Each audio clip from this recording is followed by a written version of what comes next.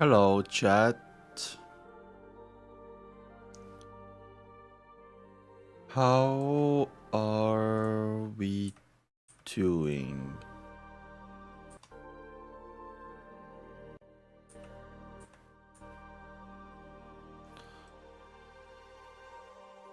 Hello.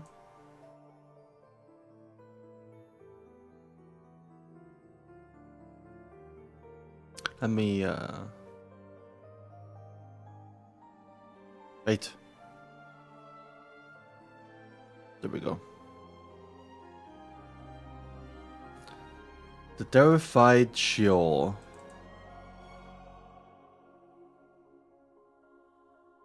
Two 226. Anyway. Let me also put in Discord.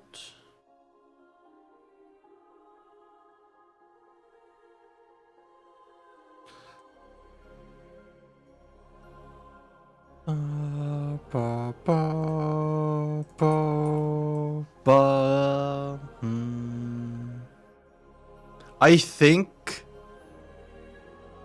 this is gonna be peak because Shio's gonna join Tarot Club in this episode, and maybe Force.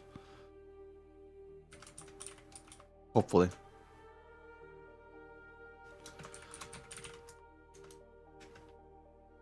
Here we go.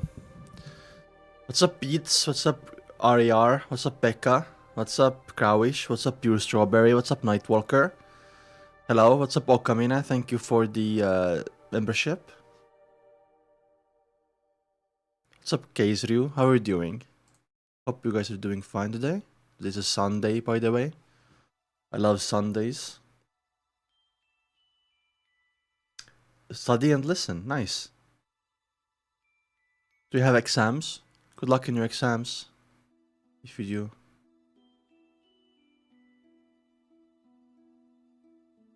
Let me pull up my theories as well.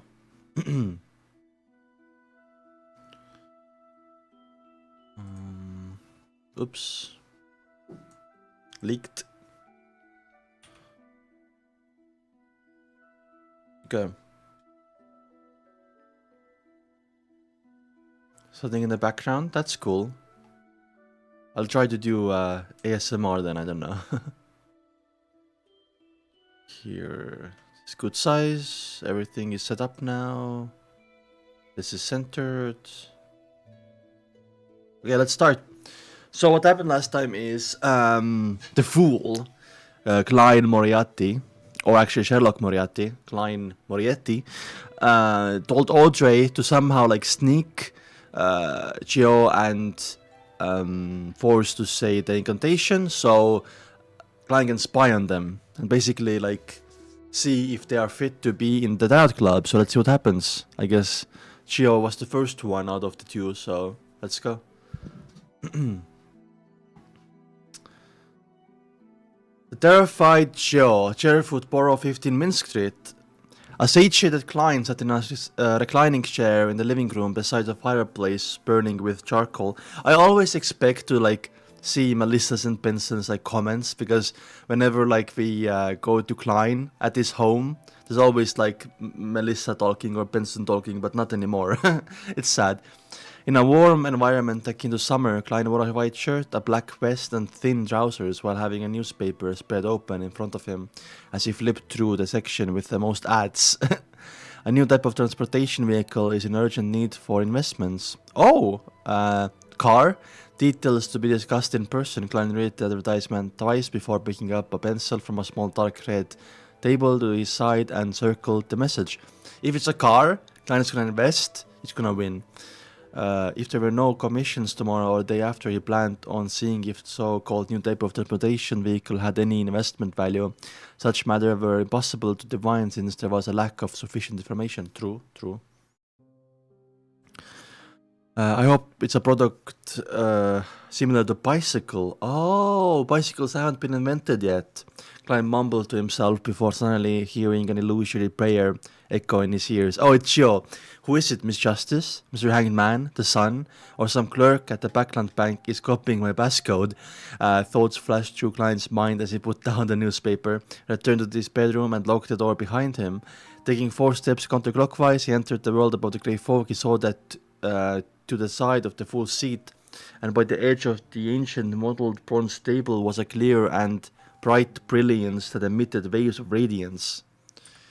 The experienced Klein calmly sat down and emanated his spirituality, touching the light ripples in response to the prayer.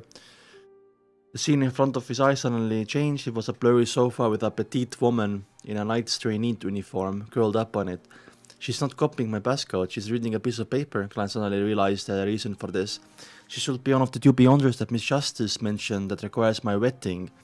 After nearly 20 seconds of silence, Klein didn't give any formal response. He planned on taking the next step deep at night. He will then test her reaction, attitude, and way of handling things to test her personality and abilities. Of course, he would absolutely not force others to join the Tarot Club. Yeah, I mean, honestly, if Gio joins, I think she's gonna be Judgment, right? Just how the Judgment Tarot Club, just how Audrey is Justice, Olga is Hanged Man, and Derek is the Sun. He's gonna be Justice. What's up, Nightwalker? How are you doing? I just woke up, by the way.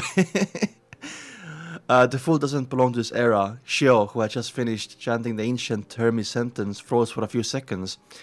Then she suddenly straightened her back and sat up straight. This seems to be the honorary name of hidden existence, she realized this in horror. Furthermore, oh, smart, she realized. Furthermore, her knowledge in mysticism and the various rumors she had heard told her that once someone recited the full honorary name of hidden existence, it would often attract the attention of said existence. You're eating chicken rice? Nice. The consequences of such attention was mostly misfortune or could even be described as tragic. Quite a few of those hidden beings were the incarnations of the evil gods and devils. Furthermore, I resided in ancient Hermes, completely unprotected. I'm so dumb. Why did I focus so much effort on identifying the sentence and actually read it out in my head? Shio looked around in horror, terrified that an indescribable monster will suddenly appear in her house. I mean, lucky for her, the monster is just a cute Klein who doesn't have that much power right now. The sofa, coffee table, cupboard, and dining table chairs, oil painting, and other items were all reflected in her eyes without any changes. After nearly a minute of heightened vigilance, Shio relaxed a little and comforted herself. Don't worry, don't be afraid. I just said the honorific name and didn't follow up with any prayer. It's an incomplete ceremony, so it shouldn't attract any attention. Moreover, there's a good chance that the name might been translated by the owner of the paper based on the special symbols left behind by Emperor Cell. It might not be correct, but I heard that if the evil gods and devils generate interest, they will still provide a response even if the ceremony is incomplete. I'm so stupid, really. As she thought over the matter, her face scrunched into a grimace. She felt that she had made a grave mistake. After waiting a few more minutes, she slowly exhaled as she puffed out her cheeks when she realized that there was no obvious response. She stuffed the piece of paper back into the history of Lowen Kingdom's aristocracy. As she entered the bathroom with a heavy heart, she turned out the faucet and reduced the cold water to clear her head. Splash! As nearly transparent water flowed down, she hunched her back and reached out her palms to cup some water. Just as she was about to dab the cold water onto her face, she spotted a long, slightly curly brown hair in the mirror, through the corner of her eye. That's so fucking scary, dude. As for her, she had shoulder-length, unkempt yellow hair. Oh, yeah, she has short hair. Suddenly, Shio's hair stood on end. She stomped on the ground, because, Klein is spying on her. She stomped on the ground and with a push of her hand, she shot backwards, turning her body halfway around and slamming the entity with her elbow. That's crazy. Like this? Holy... Pow! She leaned against the warm body, causing the other body to let out a familiar scream before falling to the ground. Familiar scream. Okay, so she is Force. It's Force. I thought, oh my god, I thought she saw Klein in the mirror because of brown hair. It's he just hit Force in the face. New dab, dab as in like dab the water, you know. She leaned against the warm body, causing the other party to let out a familiar scream before falling to the ground. She just stopped any subsequent action, looked at her good friend who was hugging her stomach in pain, tears in her eye. No, hit Force. The corner of her mouth twitched without her realizing it as she said, "Force, when did you get back?" Force didn't reply immediately. It took her quite a while to get over the pain. As she slowly stood up using the wall as support, she grumbled, I just got back. Joe, are you nuts? Why did you attack me without even looking clearly? You hit me so hard. Where did you come from? Joe asked awkwardly. Through the bathroom window. Why? Is there a problem? As an apprentice, it's normal to not bring key with me. Force replied matter-of-factly. She straightened her back and pushed away all responsibility. Now, like, if you're Klein, you can also spy on both of them because in the same place, right? Or how long can Klein even look at them? Force replied matter-of-factly. She straightened her back and pushed away all responsibility. Then why didn't you go to the door? You really gave me off right just now. Force blinked her eyes and said, if that's the case, I'll have to make one big round. That's too troublesome. I'm used to walking in a straight line. Wow. That's so cool, by the way. Imagine, like, you don't care about the walls or like obstacles, you just go through them. She paused as she asked suspiciously, however, wasn't your reaction a bit too much? She struggled for 3 seconds, choosing between losing her dignity or losing her life before answering honestly. It's because I made a mistake, a fatal mistake. What mistake? Force asked, rubbing her belly as she felt puzzled and concerned. She hurriedly recounted the whole story of how she had discovered the interlayer in the book cover and found an old piece of paper in it. Then she had accidentally recited the suspected incantation. Ancient Hermes silently what she had recited seemed to contain the honorific name of some hidden existence. Where's your brain?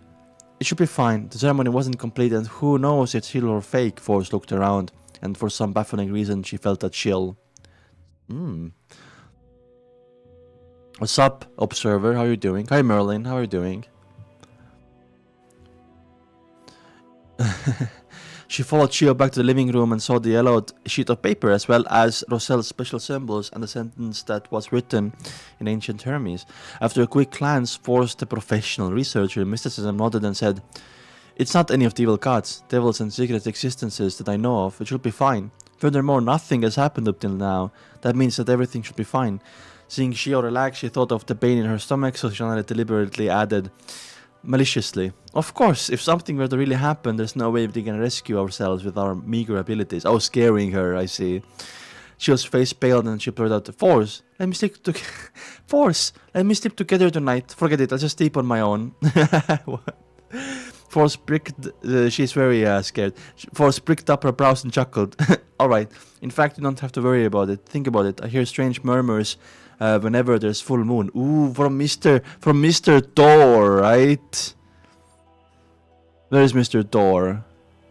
I think Force is hearing murmurs from Mr. Thor. And then when there's a full moon, I don't see any signs of me going mad or losing control. Well, we should study the other 3 books. If they're the same piece of paper and the same incantation, it means that it's very likely to be a prank from Viscount Klein. The duo hurriedly flipped through the study of the coat of arms and the other books, checked them carefully, but they didn't find anything else out of the ordinary. She looked at Force, who looked back at her, turning the mood somber again. Should we sneak into St. Samuel's Cathedral? Why? Should we sneak into St. Samuel's Cathedral nave tonight? She came up with an uninspired suggestion. That was the headquarters of the Church of Evernight in the backland Diocese. Why not St. Hereland Cathedral? I don't think the Evernight goddess will protect me. Force subsequently replied. That was the headquarters of the Church of the God of Steam Machinery, which was located in St. Georgeboro, adjacent to many huge factories in southeast. The 2 ladies with different fates fell silent again, and after a while Force sighed and said, and what will make us being targeted by the Nighthawks and the Machinery High Mind? That might be the goal of hidden existence. Alright, go to sleep. And we'll know the answer tomorrow morning. If nothing happens by then, it means that it'll be okay. It really be okay, I see. Whew. What's up, Kilbies? How are you doing? In the middle of the night, the waxing crimson moon was obscured by clouds, and the stars were barely visible in the sky above background. Klein instinctively woke up, lifted his blanket, got off bed, and entered the world above the grey fog. He sat down in the high-back chair that belonged to the fool. He planned on responding to Miss Justice's companion and proceed with examination process. Quote-unquote examination process. At that moment, he suddenly had a new idea. Perhaps he could try and see if he could pull her into the world about the grey fog under the present circumstances. Oh, to like have an interview, like explain the gap in your CV. The young lady must have fallen asleep, and even if I succeed, she will probably treat it as a dream that appears clearer than usual.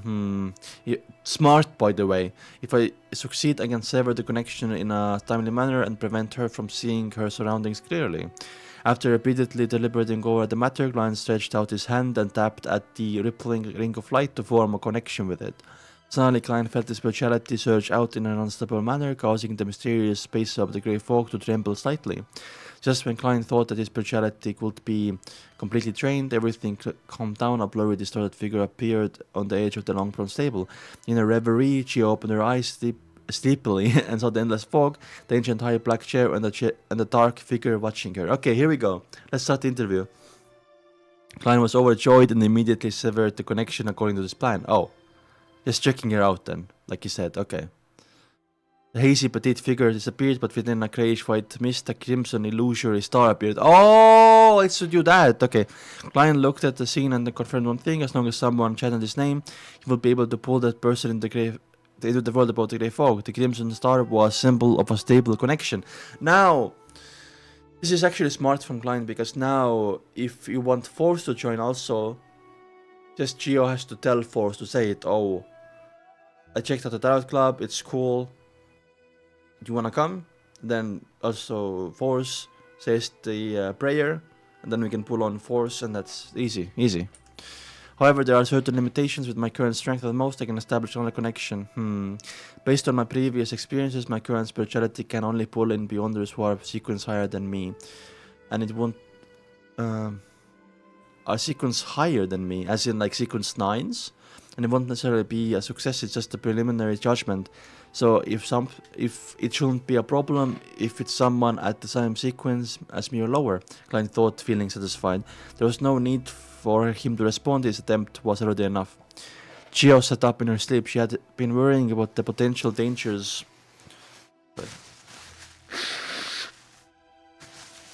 of chanting on her name.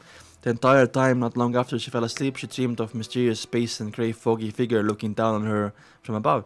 The dream was so clearly that Geo felt afraid. She looked at the sleeping Force beside her and thought with a tremble. Her brain trembles.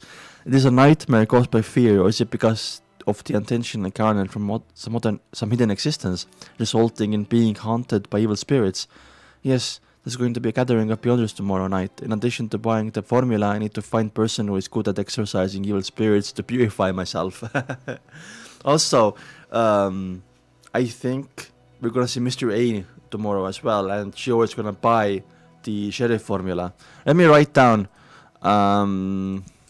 20. If Geo joins, she is gonna choose Judgment. Tarot card.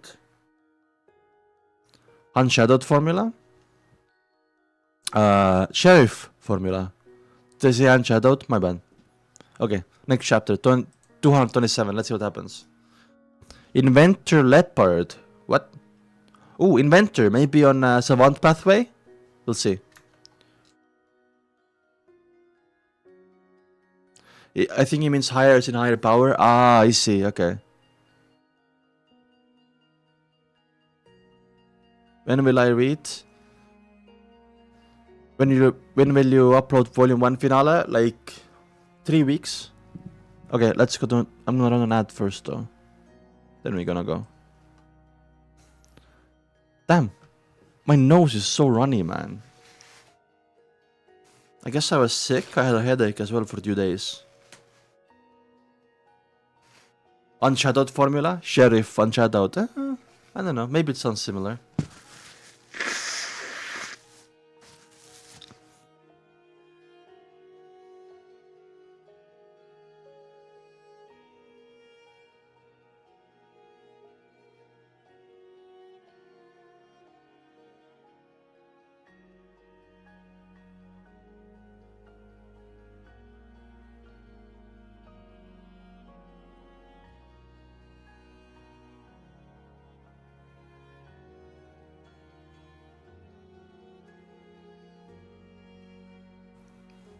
Let's go. Inventor Leopard. Interesting name, Leopard, though. Sitting at his own dining table on a foggy morning, Klein broke up his specially bought wheat bread. Oh, wheat bread is more expensive, right? And so the milk, improving the way he ate it. Although his body had changed a long time ago, his pursuit and obsession with delicacies were engraved into his soul. He was, bread and milk, the best delicacy. He was completely unable to adapt to the Lower Kingdom's monotonous and repetitive style of breakfast. He could only try his best experimenting. He tried not to limit himself to toast, bread, bacon, sausages, and butter.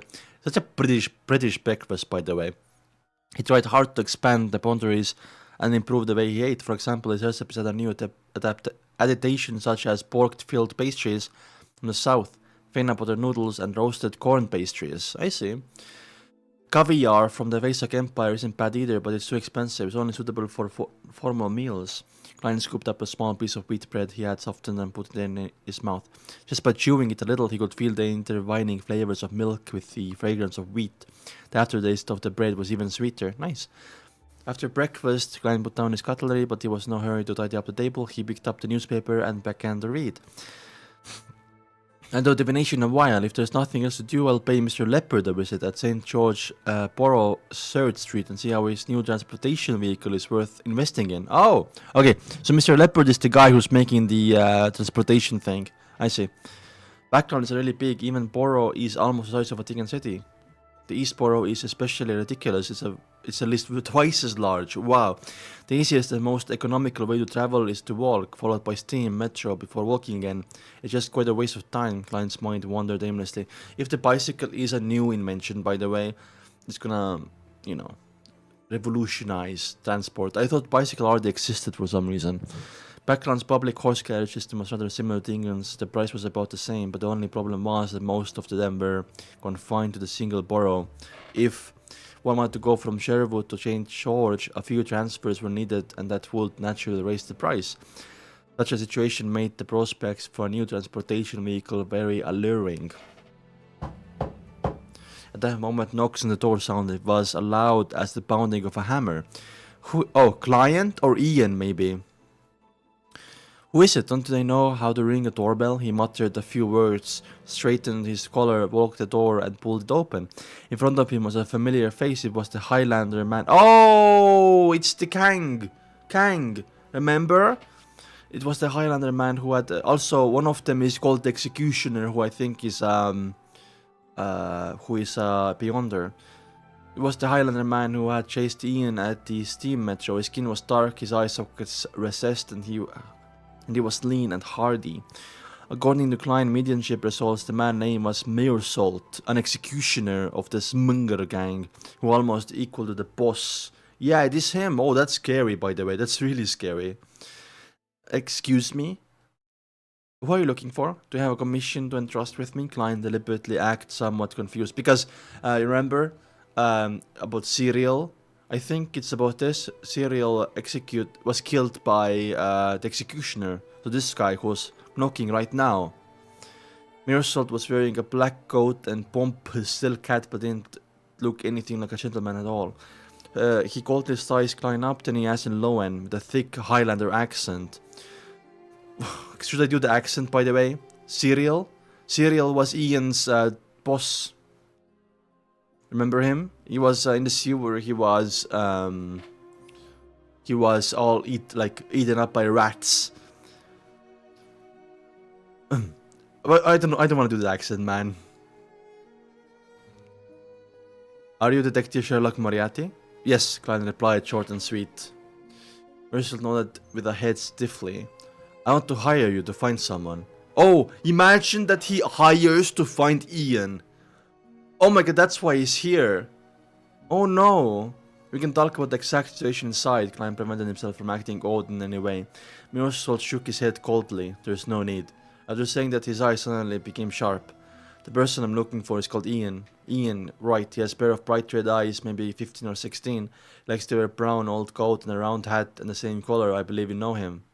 I believe you know him. Oh shit. Klein let out a soft chuckle. I don't know what you're talking about. Meursault seemed to ignore Klein's denial. He's a thief who has stolen an important item from me.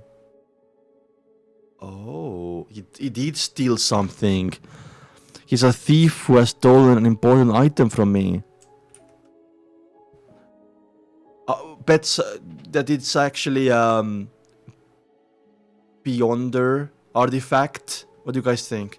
If you can find him, you'll be paid at least 10 pounds. You provided a few clues. Klein made up an excuse. 30 pounds. Meursault knows that Klein knows Ian and Klein helped Ian, so that's why he's putting up the price, right? Meursault made a new offer. Is Klein gonna sell out Ian for 30 pounds? What do you guys think? Don't say. You guys know. Maybe. Maybe Klein is gonna sell out Ian for 30 pounds. I hate Ian? Really? Ian is that 15-year-old who hired Klein earlier and who was really like smart and fast and agile. You think he's a bum, Gilbys? Why? That's crazy.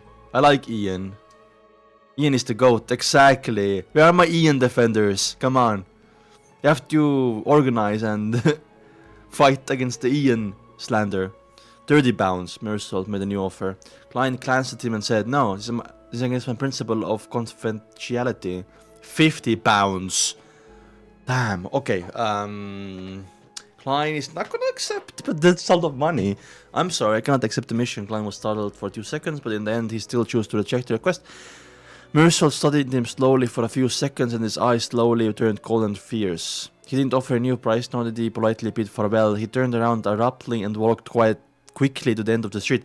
Klein made a new enemy, and the gang now knows where you live now, so you better watch your back.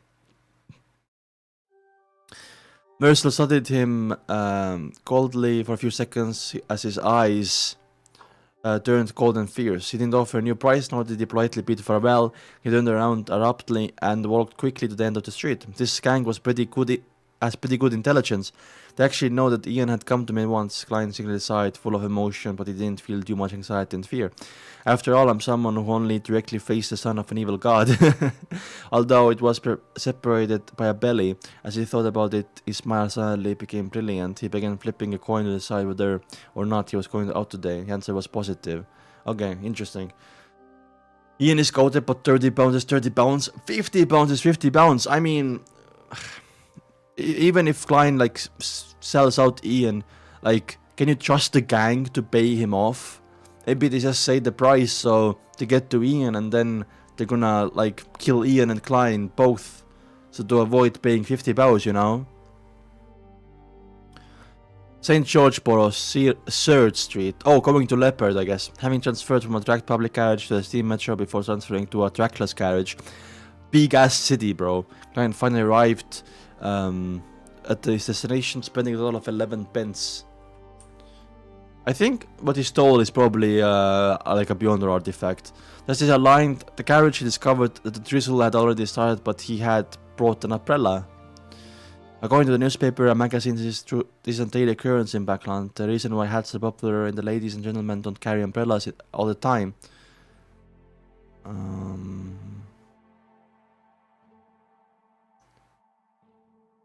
The gentlemen don't carry umbrellas all the time. Okay. Klein pressed down on his half-top hat and briskly ran outside until 9 and used the eaves to shield himself from the rain. He brushed off the obvious water droplets from his body and rang the doorbell. However, didn't hear any cockagoo sounds or tinkling sounds. Is the doorbell broken? Oh, Inventor Leopard. Klein was just about to raise his hand to knock when he suddenly saw footsteps approaching from afar. Probably some kind of mechanism where, you know, it goes straight to his room or something. The image of the person naturally appeared in his mind. He was a tall, thin man with black hair and blue eyes. He was in his 30s and was dressed in a greyish-blue worker attire, but he appeared gentle and refined. Greek. The door opened. The gentleman rubbed his forehead and asked, "May I know who you are looking for? Is there something?" Klein took off his hat and bowed slightly. "I'm here to find Mr. Leopard. I'm interested in his new transportation vehicle." The gentleman's eyes suddenly lit up. "I'm Leopard. Come in, please." He turned on the side and allowed Klein entry. However, there was no coat rack in the foyer. Klein could only lean his cane and not take off his coat. He followed Leopard in the living room. It had to be said the gentleman's house was very messy. Oh, because of inventor, right? On the coffee table in the living room alone were many mechanical objects, such as French shoes, bearings, and screwdrivers. What sequence are you on the Savant pathway, my guy? How much do you wish to invest? Alright, would you like some coffee or black tea? It seems I'm out of black tea, Leopard blurted out. It seems like this is the first investment, right? Like, Leopard is not used to getting investors, because what is this small talk? This gentleman is a bit straightforward and doesn't seem to be very good at interpersonal relationships. A thought flashed through Klein's mind and he changed the words he planned on saying.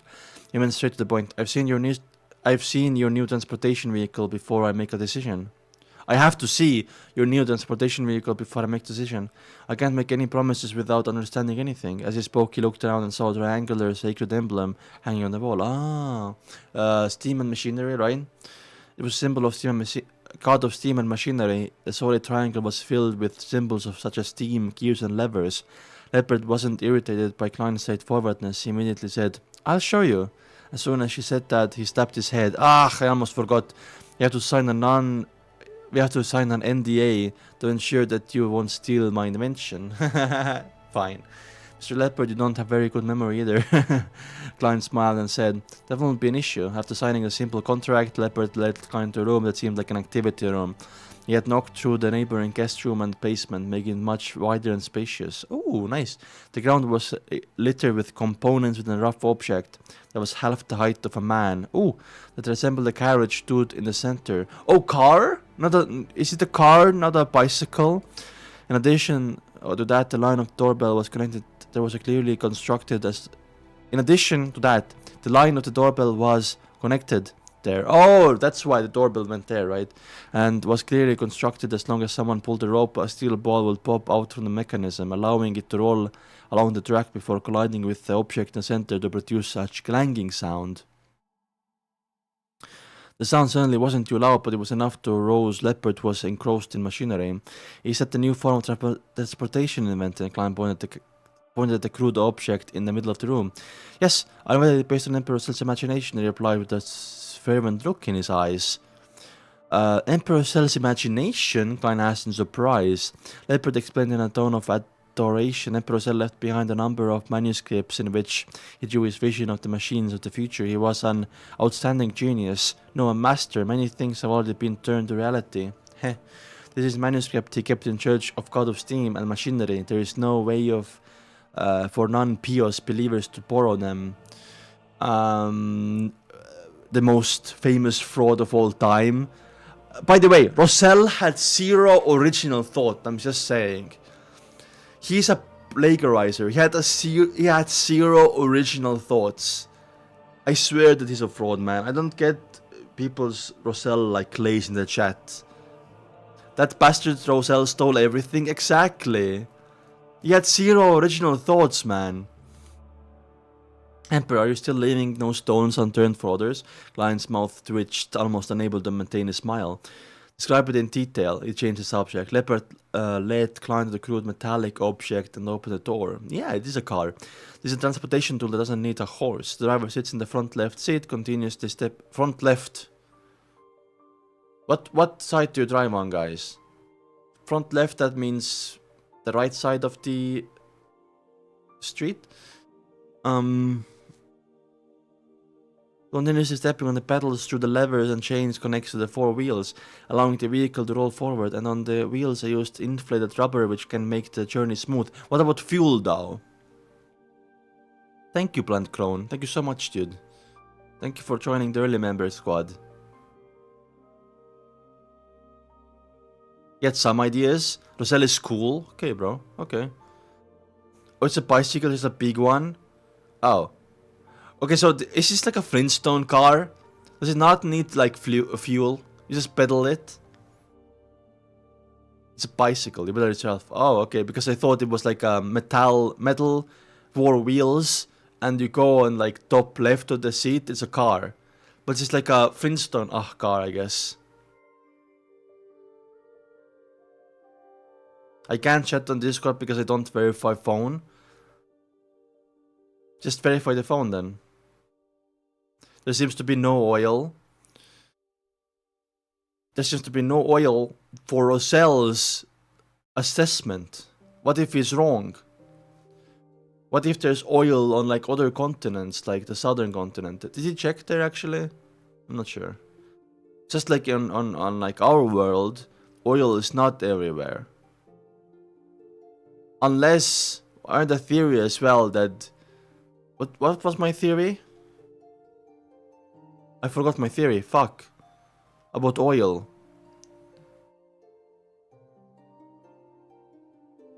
Huh, I guess that was my theory. What is a bicycle? I don't know, man. I guess it's a bicycle and car.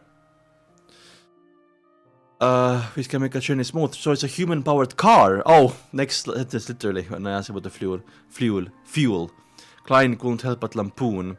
Yay! The second lampoon of volume 2, I'm pretty sure. I'm keeping count this time, by the way.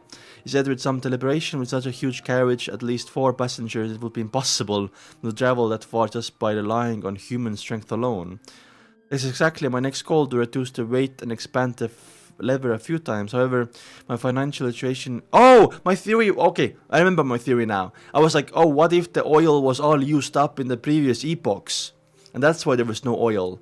Because the history of this world is just longer than our world, right? We have like multiple epochs that last like thousands of years. So what if oil was used up in the past? Even though like, I guess, oil in the past, it wouldn't have no use. Because the technology was worse back then. Oh, technology was worse. What if gods used oil for something else or something? I don't know. Even though, like, it will be a really big feat because oil, there's so much of it on Earth. I guess it just maybe does not exist in the Lord of Mysteries world because it just doesn't exist. It can be a thing, right? It doesn't have to be exactly like Earth, right? Or it was never found yet and it's in some continent, or maybe it's in the Forsaken Land of God. Maybe Derek has oil, you know? That's exactly my next goal, to reduce the weight and expand the lever a few times. However, my financial situation isn't at its best. I can't fund any more attempts. Leopard looked hopeful at Klein. I mean, can't Klein like give him like a like notch, like notch, can you please like make it a bicycle instead, a fucking car? Like, yeah. Why not consider other methods such as using steam and driving force? There we go. Slowly organize his words. Steam, like coal? Leopard shook his head. There's been people who have invented that, but he has very huge body, making it difficult to drive along many streets.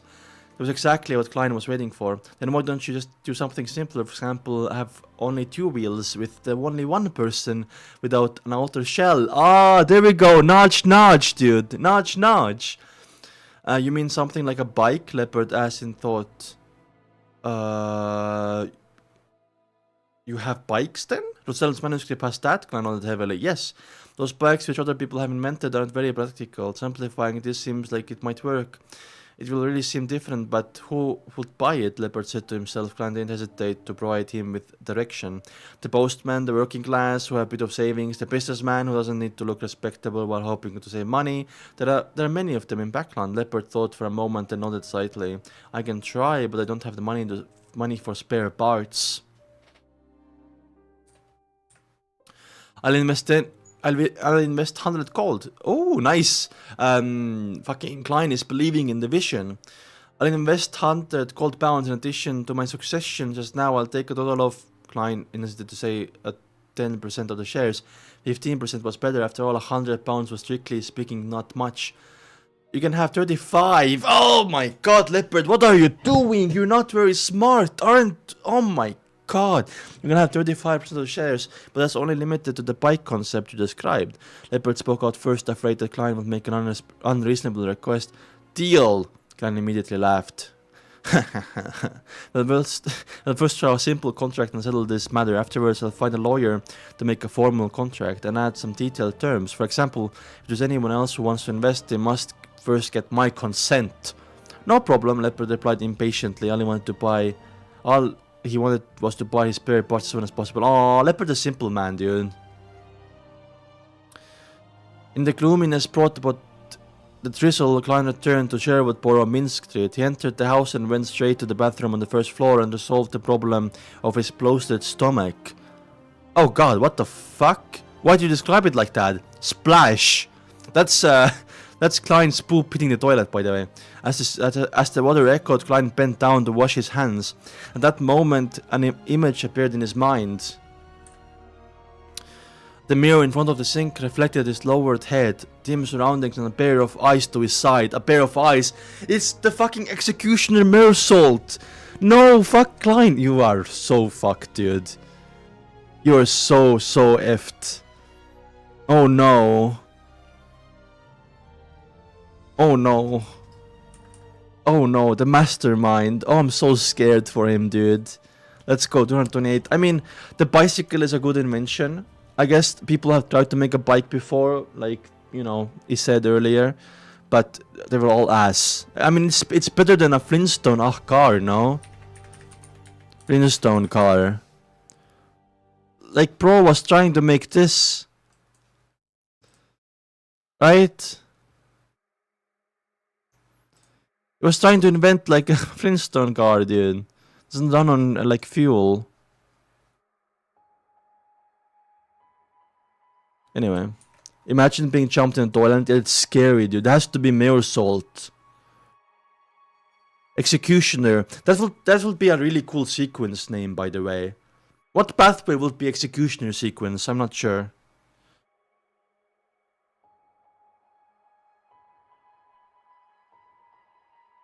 One second, guys. We're gonna continue. Imagine. Yeah, Forrest also got jumped in the toilet. That's so true.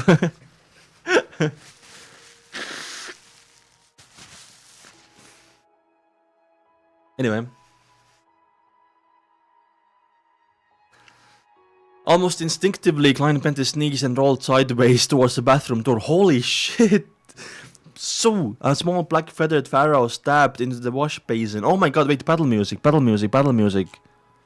I'm gonna put some battle music, guys. I didn't expect a battle after talking about investments.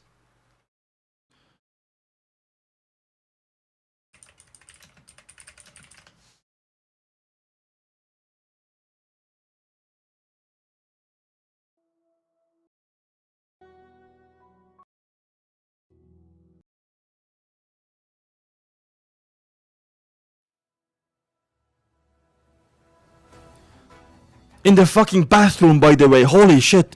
A small black feathered arrow stabbed in the wash basin. The arrow seemed to be made of bone, and suffused the blue luster. It was extremely beautiful. If Klein hadn't hesitated in any way, he definitely would have been able to escape the sudden attack. Wouldn't have been able to. Hello? The fuck? Oh, it's... my hello? Music? Why is Pro buffering? You're ruining the moment.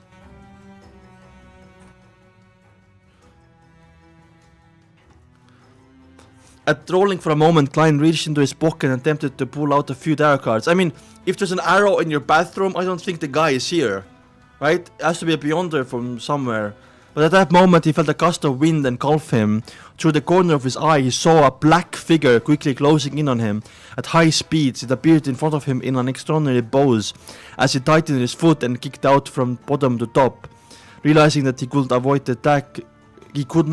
the attack, Klein quickly gave up on his previous intentions and used his elbow to block the attack.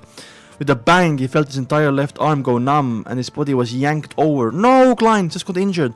Just like in the sport squash that middle class love to play the most. Nice comment, bro. Bro is fighting and just randomly has a thought. Just like in sports squash that the middle class love to play the most. Or like soccer ball that was now popular among the lower class. Oh, I guess it's actually cuttlefish. No, it's actually narration. This is not Klein's thoughts. My bad. With immense strength, Kleinhardt tightened. Without being flustered, he adjusted his body in midair and changed his posture, barely maintaining his balance as if he was performing acrobatics. Pa, pa, pa. At this moment, a 3-part colored blowpipe.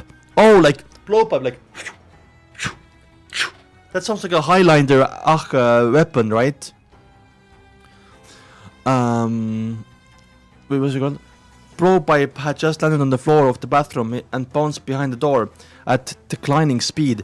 As Klein was about to stretch out his body to firmly stand and face the follow-up attack, a scene suddenly flashed in his mind. The speed of the enemy in black far exceeded his expectations, arriving even faster than he expected. He lowered his body and swung his arm, striking him in the chest. Like this. In the blink of an eye, Klein's body bent over, spinning half a circle more, like a small ball that kept falling and kept being thrown around. Pow! He stretched out his hand and pressed it to the ground, opening his legs like scissors, while keeping his head low. It made black-clothed man fist miss as it tore through an empty space. The fist that was originally aimed at his chest could only hit his legs after Klein turned his body, but his legs were opened wide. Pushing up, his legs closed in together, allowing Klein to leap nimbly to the side as he finally managed to stand up straight. Pow! Before he had the chance to observe his enemy, the black figure had already arrived in front of him, bringing with a strong gust of wind. What a fast reaction! Klein quickly lifted his arms in front of him to block. With a dull thud, he felt as if he had collided with a black bear. Failing to withstand the immense force as he could only stagger backwards, his arms almost turning numb in the process. At the same time, Klein recognized the attacker. It's Meursault, it has to be.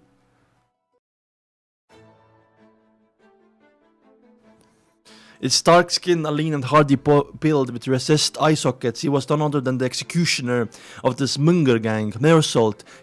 Okay, so him folding over here, he has to be sequence 9 of something, right? Because he lost to sequence 8 clown.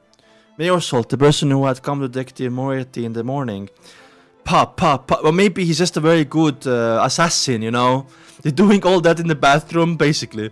With a fierce glint in his eyes, Meursault closely pursued after him as he flung both of his arms, delivering left hooks or right punches in a barrage of attacks at Klein.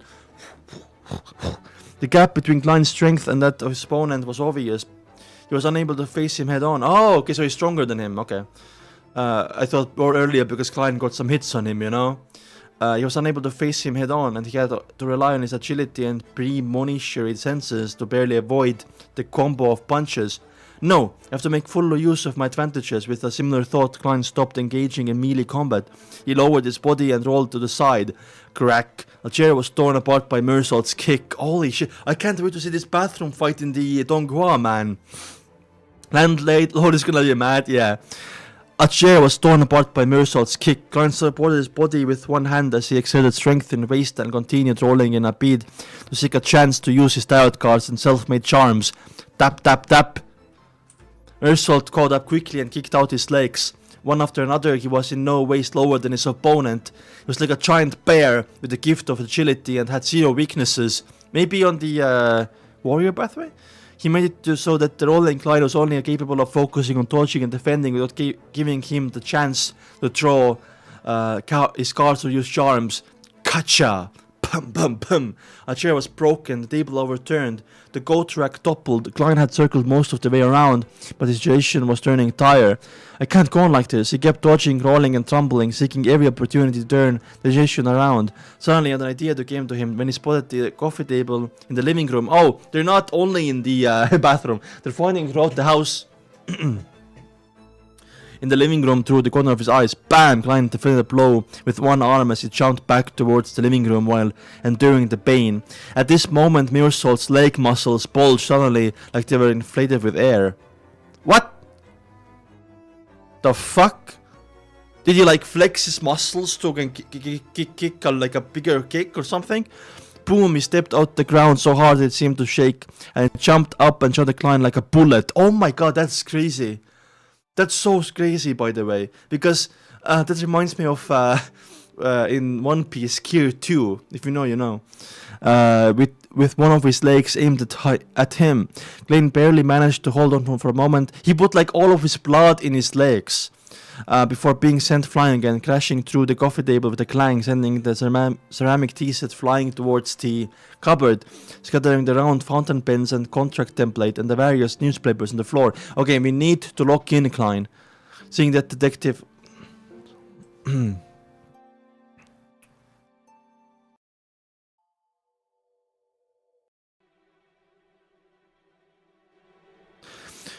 Seeing the detective in the black double-breasted coat was weakened from the impact and momentarily unable to stand up or roll, a fierce glint flashed in the Meursault's eyes. He slid forward, pushing his knee out amidst the shattering sounds of the porcelain. Klein's eyes turned dark as he watched the scene. He was already holding a contract template in his hands. He had fled the coffee table in the living room, ignoring the warnings his premonition was giving him solely to pick up a contract template or newspaper. When he saw Meursault knee coming at him, Klein's wrist shook. At that moment a scene appeared in his mind once again, a scene with Meursault's neck twisted backward. Oh, like force, like clown, because he knows what's gonna happen next second. So Klein slightly pressed his wrist, shaking out the contract template in his hand. So the contract was like a dart made of fine steel as he shot at Meursault's throat. All because clown. At that moment the distance between the two of them was less than a meter. However, as Meursault closed in, the distance between them was decreasing. A white item was reflected in Meursault's eyes as he instinctively tried to jump back to dodge it. Oof. The contract stabbed right through the Meursault's throat, penetrating his windpipe. Oh my god. That's aura. And then Klein can now do divination on his body to see what was up. Oh my god. Blood with patches of bubbling blood gushed out as Meursault fell in front of Klein, his knees heavily hitting the ground. He put a modified contract template and clutched his throat. However, he was unable to stop the blood from flowing out of his wound and his eyes gradually became unfocused. In the end, his body twitched a few times and he stopped moving. Klein took a moment to recover before he had the strength to turn around and stand up. He had a few dark cards between his fingers, on guard against possible counterattacks and other enemies. After activating his spirit vision and confirming that his assailant was dead, Klein looked around and didn't see any other auras. Holy shit, let's fucking go. That fight was insane, no? After activating his spirit vision and confirming that his assailant was dead, Klein looked around and didn't see any other auras. Only then did he relax a little. He noticed that two of the chairs were broken, the coffee table was smashed up in several spots, and porcelain was strewn all over the floor. The entire living room, dining room, and foyer were in a mess. I mean, landlady visits tomorrow, that's gonna be crazy. Lowering his head, he saw that the sleeves of his suit had been damaged, and the outer layer of the cloth had been stained with a great deal of dust. Suddenly Klein said softly in self-deprecating manner, "There's no way to claim reimbursement for this." Klein, I told you it's gonna go it's gonna go crazy a little bit. Oh my god, that's so creepy, that laugh. He laughed as if he had encountered something that could amuse him for the rest of his life. He laughed so hard that his body bent forward and backward to the point where only his laughter reverberated in the entire house. I'm scared. That was an insane fight, dude. A few seconds later, Klein stopped smiling and walked to the corpse with a heavy expression. He wanted to make the dead speak. Being familiar with mediumship, ritual, and answering his own prayers, Klein took a white whiff of the refreshing fragrance and used the technique of dream divination to whisper, the mastermind who sent Meursault to this mission. Soon his eyes turned black as he entered a dream and saw a grey blur. Suddenly the grey blur and lit figures changed, forming numerous scenes and images before him. In front of Meursault was a middle-aged man without a hat. His white shirt had a complicated layered metal-shaped collar and cuffs, which made him look very magnificent. Matched with tight black vest and skinny trousers, he looked gaudy and exaggerated. The middle-aged man had brown hair and blue eyes, a thin face with a stubble. He was a very good-looking gentleman. He looked at Meursault and said in a deep voice, "No matter what you do, make sure you find Ian Wright alive. If he's dead, bring him to me within an hour, preferably within 15 minutes. Oh, because he's a beyonder, that's why. An hour or 15 minutes is a beyonder. That's so good. Oh my god. I also said that Klein is slowly gonna lose his sanity, by the way. It's gonna be so sad. Oh my god. Wait, let me write it down. Klein slowly losing his sanity. That was insane, dude. Did you like the music in the back, guys? I think the music was really good. Yes, Mr. Ambassador. Meursault didn't hide unruliness, but still kept his head lowered. Okay, Mr. Ambassador. Can this be Mr. A, maybe? Mr. A? Look. Mr. A? Mr. Ambassador. Mr. A? Maybe. The scene shuddered and Klein frowned. Mr. Ambassador? This matter actually involves other countries. Oh! I never thought about that. I never fucking thought about other countries. Oh shit. Yeah, ambassador means like a representative from other... I thought that was his nickname. Oh fuck, okay. Is there war brewing? Is there war between other countries brewing? Maybe. The matter actually involves other countries. Judging by the style of the church, the ambassador was most likely the ambassador of the Intis Republic of Backland. Oh my god. Ian is only a teenage boy. What did Ian steal? What did he steal? Oh, what a fucking plot twist. That gentleman is able to channel spirits, at least he has someone around him who can do so. Klein thought for a moment, then constructed another sentence for a team divination. The reason for finding Ian Wright. In the greyish-blue dream, Klein once again saw the middle-aged gentleman from before. He stared at Meursault and said in a low voice, "You don't need to know why, just heed my instructions. I gave you the potion and money to become the person in power behind Zmanger gang. Not for you to raise questions, but for you to do this." Oh my god, a government ambassador is paying... Wait. Yeah, is paying a king? That's crazy. So Executioner was... or Meursault was a beyonder. Yes, you only need to know that Ian Wright might be involved in an item of great importance. What is that item? Oh my god, what is happening? As the scene faded away, Klein once again exited the dream. An item of great importance? I really can't tell, Ian. What could it be? Potion? So Meursault is actually a beyonder. It's no wonder that his combat skills were so powerful and terrifying. He should be a beyonder adept in his field. As these thoughts crossed his mind, Klein felt exhausted. It seemed that responding to his own request had consumed too much of his spirituality. Were you surprised it happens in real life too? Yeah, I know. I know it happens in real life too. What is happening to Kilby, man? Can you guys ban Kilby for a day, please? It happens all the time in real life. That is so true. But first time seeing it happen in a lot of mysteries, you know? If it happens in real life doesn't mean it can happen in like this world, but it does happen in this world, which is sad. As the scene faded away, Klein once again exited the dream. An item of great importance. I really can't tell Ian. What could it be? Potion? So Meursault... Okay, sorry. He should be beyond adept in his field. As his thoughts crossed his mind, Klein felt exhausted. It seemed that responding to his own request had consumed too much of his spirituality. He wanted to have his mediumship standards restored to what it was previously. He estimated that it would only happen when he was sequence 7. True. After ending the ritual and dispelling the bonus spirituality, Klein looked at Meursault's corpse and carefully observed it for a long time. I mean, can he be like... He was acting like an assassin.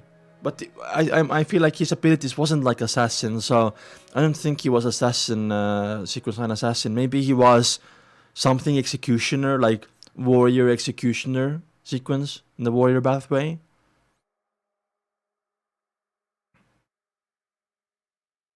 Install the Epstein files. Yeah, by the way, instead of releasing the Epstein files, they're invading other countries, by the way. That's crazy. After ending the ritual and spelling the word spirituality, Klein looked at Meursault's corpse and carefully observed it long time. I mean Epstein files, okay. Rosell will pin them, but Rosell is dead. So, or Rosell was from 150 years ago, or 250 years ago. So, I don't know. Maybe Rosell is not in there because, you know. Anyway, but he will. I would see Rosell being a fucking pedophile, honestly. I hate that fraud so much.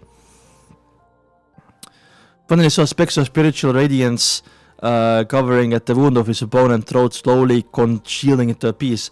Carefully grabbing it, Klein pulled out a dark red object that looked like jelly from Earth. Ew! Ugh. Is this beyonder characteristic left behind by Meursault? Ooh, I wonder what kind of sequence potion it is. That's easy to determine. I'll get answers by doing a divination above the grey fog. Ooh, I'm so excited to find out. Theoretically speaking, the beyonder characteristic of flow sequence beyonders will be able to imbue a person with the corresponding powers, even without the supplementary ingredients. However, one can easily lose control and go insane on the spot after consuming it. Nearly all the supplementary ingredients for low sequence potions lack spirituality. Klein's thoughts ran wild before he finally forced himself to focus. A corpse was now in front of him. It gave him a headache thinking about what he should do next. Okay. Whew. The whole fucking chapter, the fight in the house, everything was peak in this chapter, no? And no party like a Rosell party. Rosell has to be in the Epstein files, man. Rosell, King George, probably as well. I don't know. Negan? Other people. No party like a Rosell party. That's crazy. Anyway. Great chapter. I'm guessing Meursault is sequence 7 or sequence 8. Also ambassador of... Was it Fasak Empire? Intis Republic, sorry. From Intis Republic. So the place where... what was his name? Rosell is from. Interesting. Wonder if there's gonna be a war in the future, right? They're already like trying to stir up trouble, and also Ian has an item that belongs to the Indian Republic, or at least to the ambassador that he stole. An item of like great significance, which probably is a Beyonder item, right? Beyonder artifact. I guess we're gonna find out maybe. We're gonna ask Ian himself, hopefully soon. The lesser of two evils.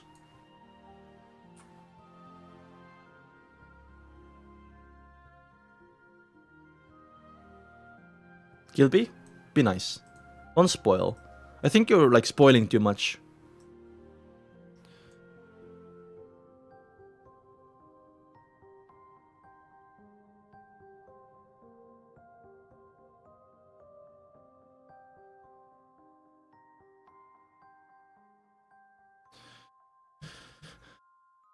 The Epstein pathway, yeah.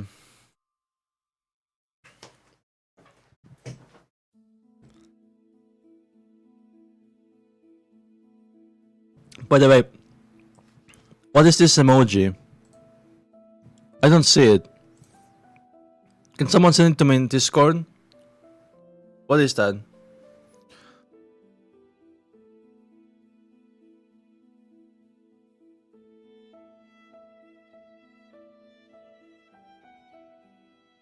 Someone ban Gilby for me.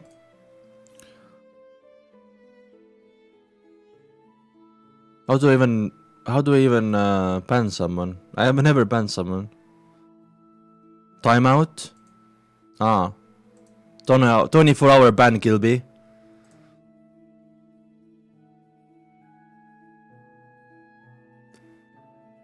Yeah, I don't see this emoji. Steam chat? Fuck you. Fuck you. Don't ban? Okay, I'll ban. I'll unban him.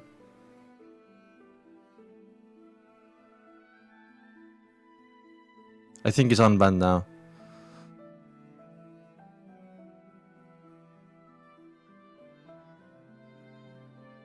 Five timeouts is crazy.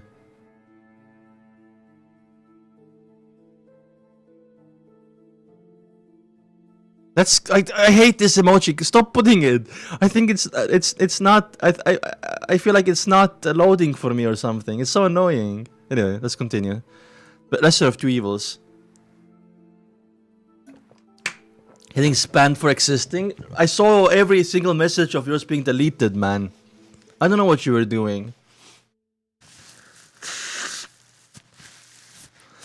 Meursault's body lay there, his eyes wide open as if he had still had a murderous look in them.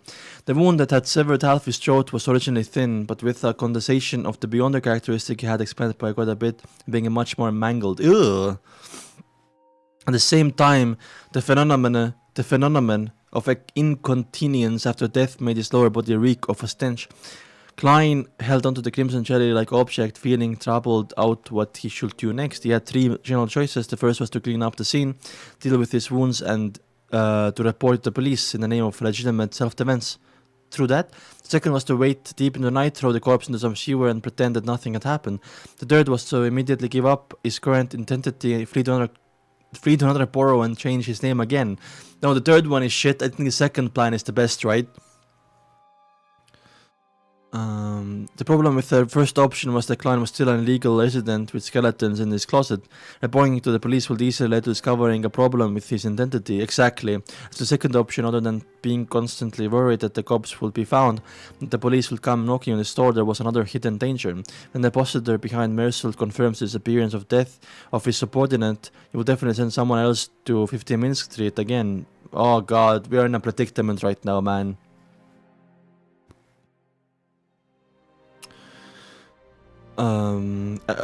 His subordinate, he will definitely send someone else to 15 Minsk Street. When that happens, Klein will be facing perhaps a Sequence 7 and or Sequence 6 enemy. He was facing a faction that might very well be a country, a powerful country. What's up for myself?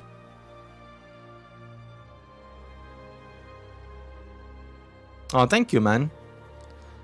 Good to see you in the stream. I love those messages, man. Don't worry about catching all the streams. I'm gonna upload them as well, but thank you. No. Imagine Klein versus Intis Republic, by the way. A whole country. The third option seemed to be wisest and safest option that allowed him to avoid all the risks, but there was also a downside. That was that the portrait of Klein was likely to be posted, making him wanted. Furthermore, it would be a portrait of his undisguised self, which Mr. Zmanger, next door his neighbor lawyer Jürgen.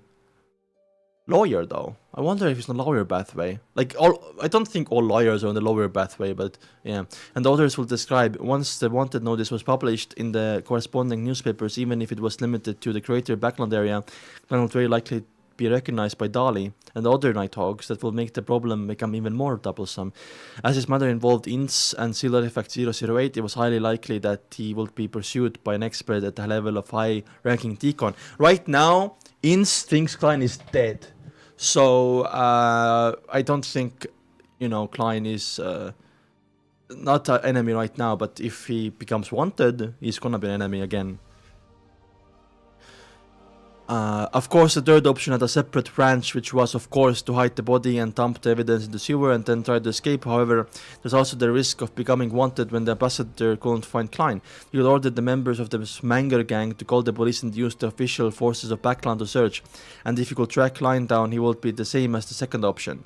After thinking about it, Klein quickly came to his decision: Divination. Oh, to test the best possible idea?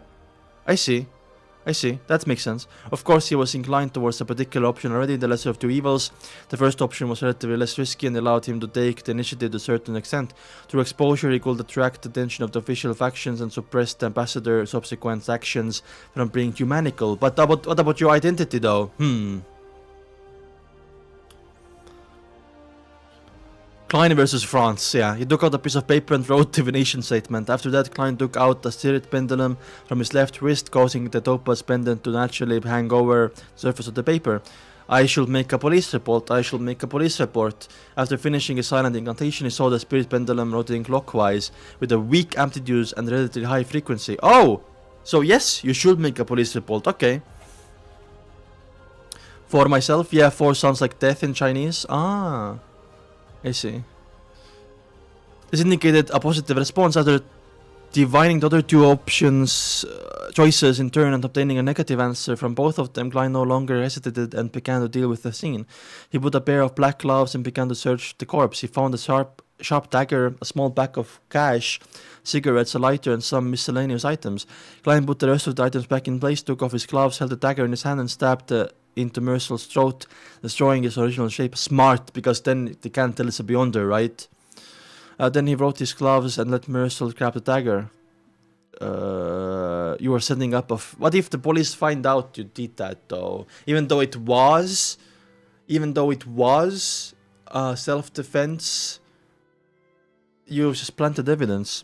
After doing all of this, Klein gathered together the Meursault Beyonder characteristics, the self-made charms and tarot cards, the bloodstained contract, the paper on which the divination was written, and the various materials he carried around with him and put them in a paper bag. Then he summoned himself in a ritual and transformed into a spectral spirit. Oh my god, so smart! Carrying Asik's copper whistle and himself become stronger and more corporeal, Klein picked up the paper bag, ended summoning, and returned into the world about the grey fog. He leaves it up there so they can never find it. That's so smart. He placed the items from reality behind the fool's high-back chair for the time being, leaving Asik's copper whistle as well. Then he relaxed himself as he stimulated the sensation of descending rapidly and re-entered his own body. The reason why Klein didn't burn the blood-stained contract and the piece of paper on which he had written the Divination statement was because he was afraid that after the report was sent to the police, the matter would be transferred into a special department and powerful Beyonder would engage in divination pertaining to the situation. However, with the Grey Fog's interference, even the eternal blazing sun were personally descend, he will be able to obtain a productive answer. Oh, smart. This is also the reason why Klein placed his weekly review and summary above the Grey Fog after his spirituality was greatly enhanced after advancing to sequence 8. Right now, he couldn't afford to take on more suspicion and deeper investigations. After removing the wall of spirituality, the wind that suddenly stirred blew away the remaining smell of the ritualistic materials. The items related to the domain of mysticism and beyonders that were left behind on Klein's body, and their house were the candles that were silently burning in front of him. But this time he chose ordinary candles since he was praying and summoning himself. There was no need to be so meticulous. In a family, having candles was a very normal thing that matched the era, even if he was only bachelor in the family. Bachelor isn't single, right? After extinguishing the candles and returning them to the original spot, Klein took out his golden pocket watch, snapped it open, and estimated the number of minutes since Meursault's death and at the minimum amount of time it will take for the police to send people to investigate and report it back. He wanted to ensure that even a Beyonder came to investigate, an hour would have passed since Meursault's death. Smart again, by the way. In the mysticism and in domain of spirit channeling, this was important time point. Beyond it, the information available was very limited and vague. For example, one could discover through mediumship that the person who killed Meursault was Sherlock Moriarty. However, they couldn't get the specifics of death. So, what about the ID though? Right? What about the ID? We need ID on you, man. And ID does not say Sherlock Moriarty, my guy. Also, the fight in the house was insane. That's probably my favorite, like, fight. Not, I mean, favorite, like, melee fight, like, one-on-one fight, right? As for whether or not his opponents could divine if Beyonders were involved, Klein wasn't worried at all because the main factors involved, the bloody temple contract, were above the Grey Fog. Like, one-on-one as in, like, fist fight, basically, right? Not like Nighthawks versus Mekus, not like that, but one-on-one fight. Anyway, even his premonition had compatibilities would also be obscured as the opponent's divination will definitely point towards the mysterious space of the Grey Fog and would certainly suffer from interference. I want to write down a theory I didn't write earlier. Oil exists in the forgotten land of God. That's what I want to write down. That seems interesting. Let me restart the song for you guys. Let's put called Baldur's Gate. Baldur's Gate OST. Let's switch it up a little bit.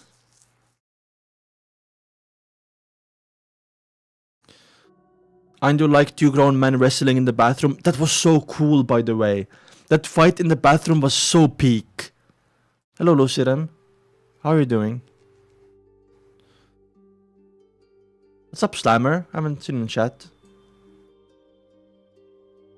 Peak. So peak. Wait.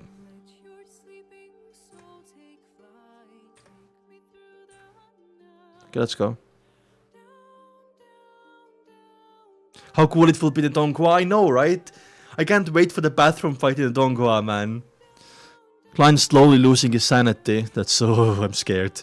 The laughing earlier was so scary. Anyway. Meursault's death... Wait.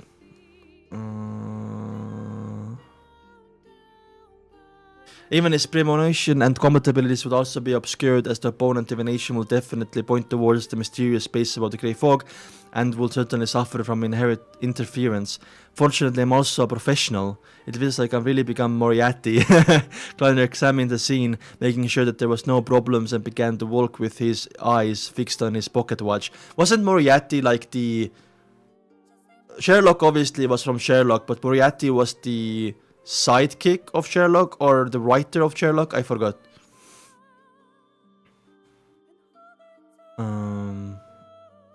Fortunately, I'm also... Yeah.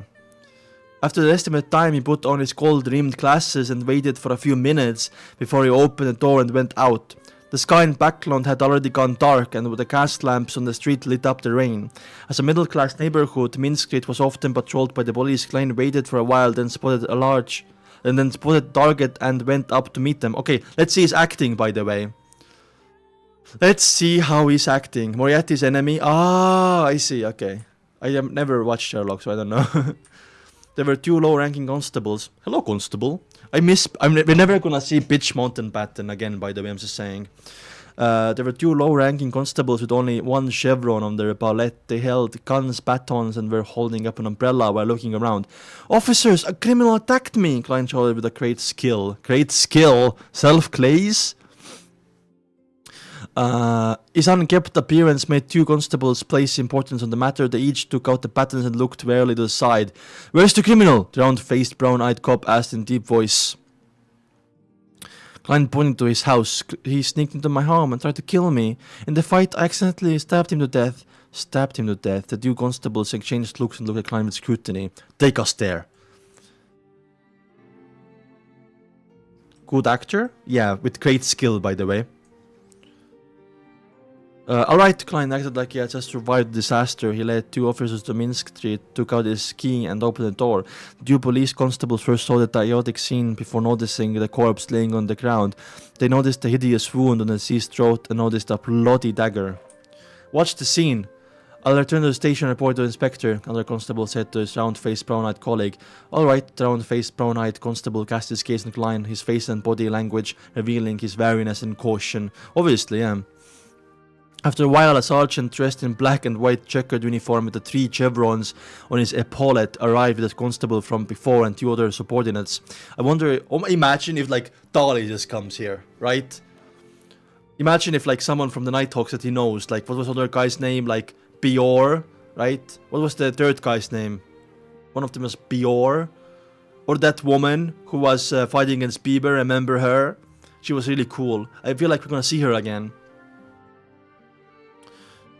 The constable investigated the scene, and while searching for clues, the sergeant with a short brownish yellow hair, a beard under his chin, brought Klein to the side and began asking some questions. Name? Sherlock Moretti is my rental receipt for half a year. Woo! He's using his rental receipt as ID.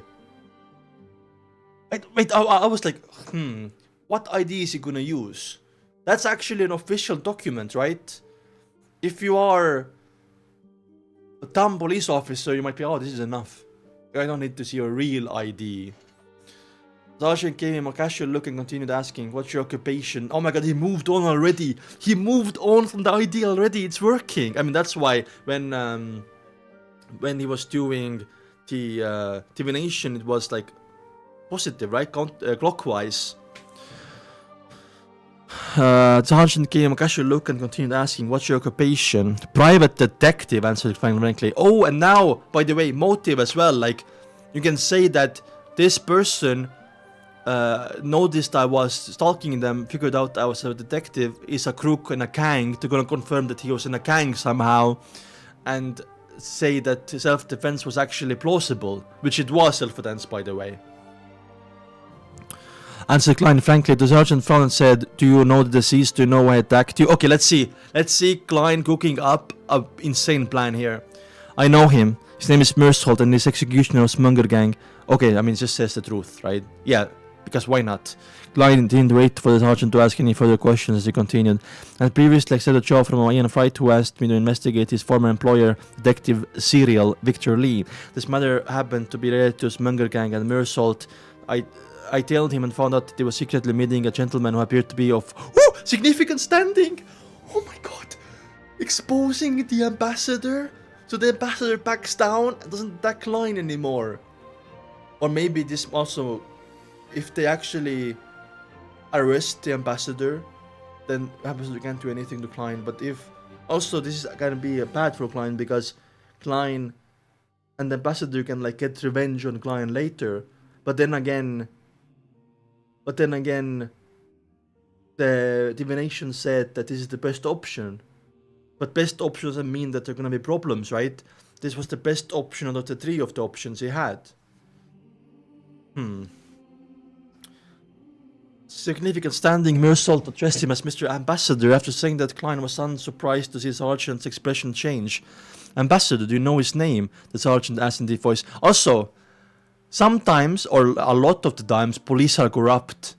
And they sometimes like get paid and take, bribes and stuff like that. So what stops the Zmanger gang for bribing the police, or the ambassador bribing the police? I don't know, but I saw his picture, definitely recognize him, Klein told the truth. This morning, Meursault came to me and asked me to seek Ian Wright on the basis of professional ethics as private detective. I refused him, and then I got home in the evening. I was attacked, almost killed by him. Thankfully, I'm still quite skilled at combat and was sufficiently quick to react.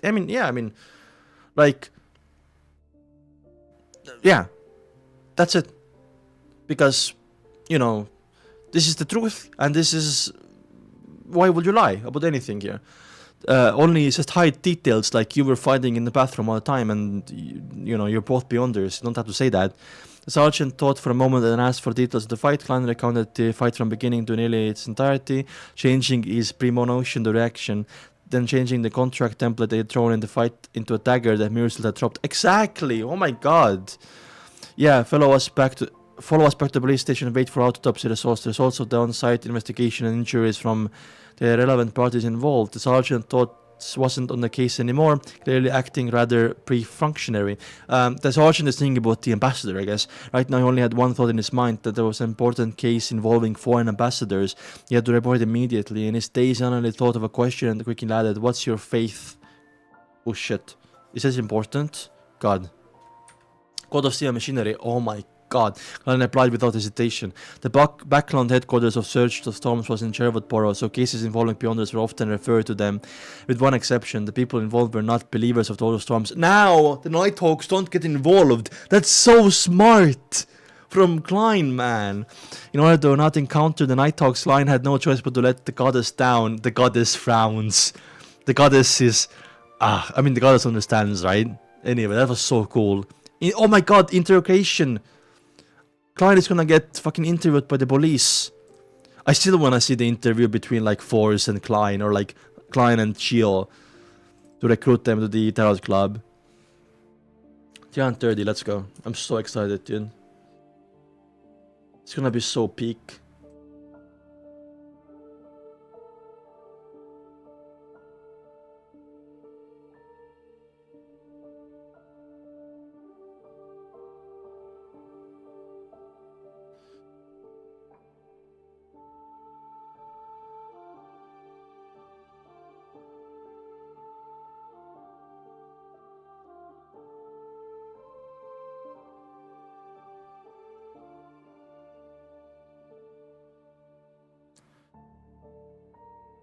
It's gonna be so cool. I'm really sad we're not gonna see Bitch Mountain Backen though. The goat.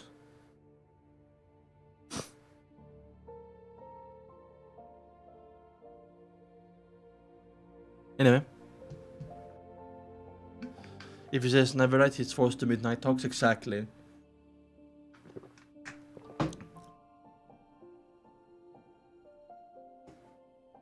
Anyway. Empress Sporo. Oh, Ultra? Let me blow my nose.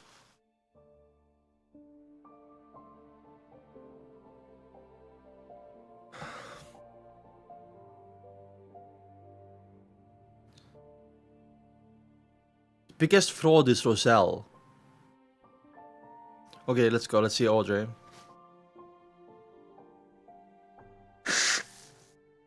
Empress Borrow in an unremarkable house. Oh, it's Shio and Force, maybe. Shio and Force took a seat at a random and examined the writing on the backboard.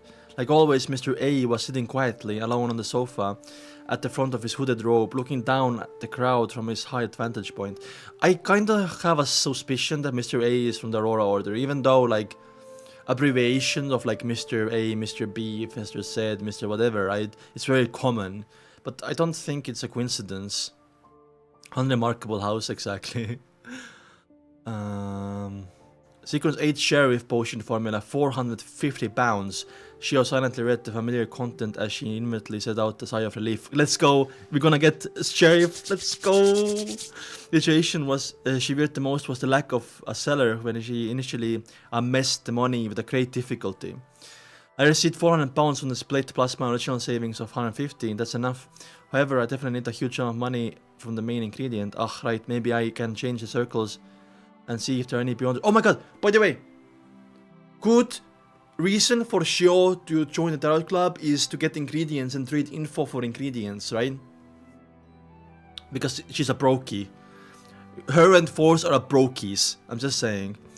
Alright, maybe I can change circles and see if there are any Beyonders who are interested in this formula. Shio suddenly felt invigorated, and she realized that she had found a way to make a fortune.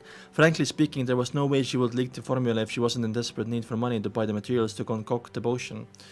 On the one hand, most people always hoped that there were fewer Beyonders in their own sequences, and on the other hand, the price of corresponding ingredients would be raised significantly if there were many competitors who beat up the prices of the ingredients. It was the same with the subsequent potions. After some serious thought, Shio slowly became nervous again, because it was normal for a recipe to be placed on sale for a long time without being sold. Okay, thinking about like a sale, I guess. Moreover, the arbiter pathway belonged to the royal family and the military. Interesting. All aspects were strictly controlled, and the leaked ones came from a small number of destitute nobles. There were hardly any complete formulas. I'm gonna copy this, by the way. This is interesting. Formulas for the low and the mid sequences. Often only one or two of them were complete and compounded with the knowledge that the main ingredients were controlled and difficult to obtain. Beyonders who chose this sequence were rather rare. She had been in some mysticism circles in background for a long period of time, but she hadn't found an arbiter apart from herself. On the one hand, the others might have concealed it well, but the other hand, that must also explain the problems faced in this sequence pathway. Phew, but compared to Force, I'm lucky enough she hasn't encountered any of the subsequent recipes for Apprentice all of this time. She saw Mr. A's attendant approaching and wrote a note saying that she was purchasing the cherries recipe. Before long, she was led to a study on the first floor. Before entering, she took a hooded robe from the attendant and covered herself with it. Smart, right?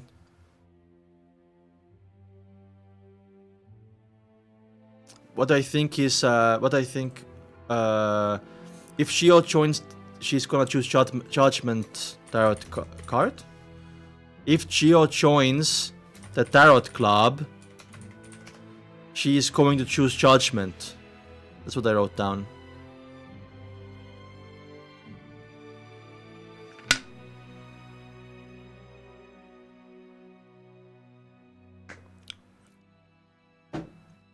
I was joking and said if Leonard joins somehow, if Klein and Leonard contact each other, and maybe even Leonard joining the Tarot Club, you know, unknowingly it's Klein, is gonna choose the world because he thinks that he's the main character, the main protagonist. That's what I think.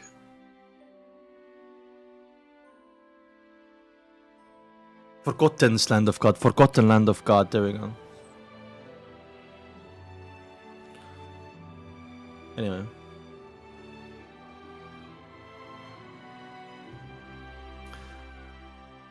Imagine, yeah, like, the world. Like, I am the main character vibe. I thought maybe the world, like, seemed like it has aura, but when I thought about it, oh, it's actually really, really, like, egoistical. Oh, thank you, Slammer. Thank you so much, dude. W Slammer, thank you.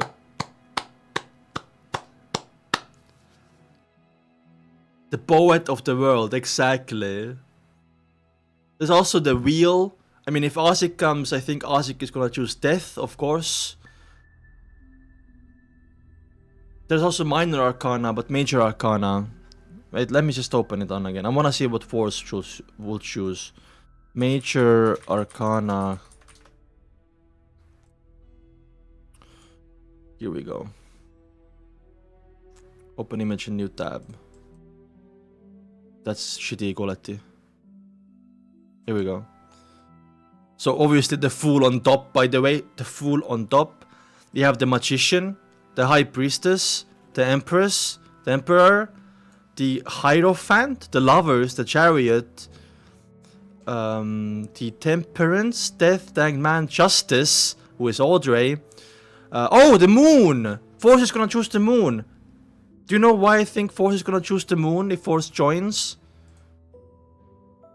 Because I think Mr. Door, sequence 1 of Apprentice, is murmuring, which I think is a theory of mine, is murmuring to Force. And Force hears murmurs during the full moon. And the Apprentice pathway is somehow connected to the moon. That's what I think. The world, oh my god, the Judgment, this is, I'm guessing Shio. The Sun, Derek of course. The Star, the Tower, the Devil is menacing.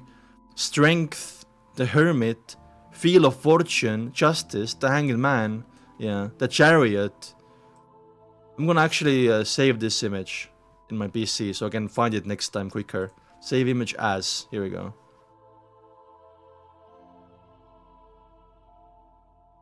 I'm gonna name it Lord of Mysteries Info. Save. The Moon is the bum of Tarot Club. What are you talking about?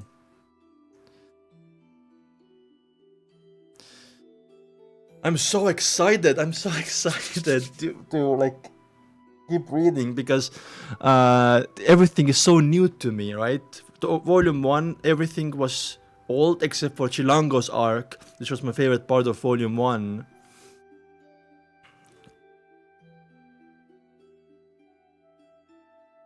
Judgment Arcana, I guess, is better. 23. If Leonard joins the Tarot Club, he's gonna choose the World Arcana.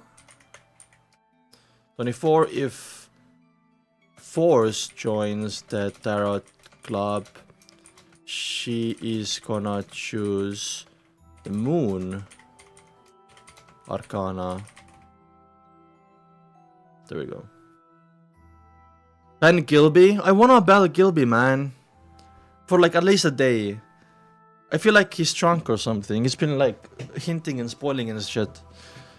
I'm pretty sure.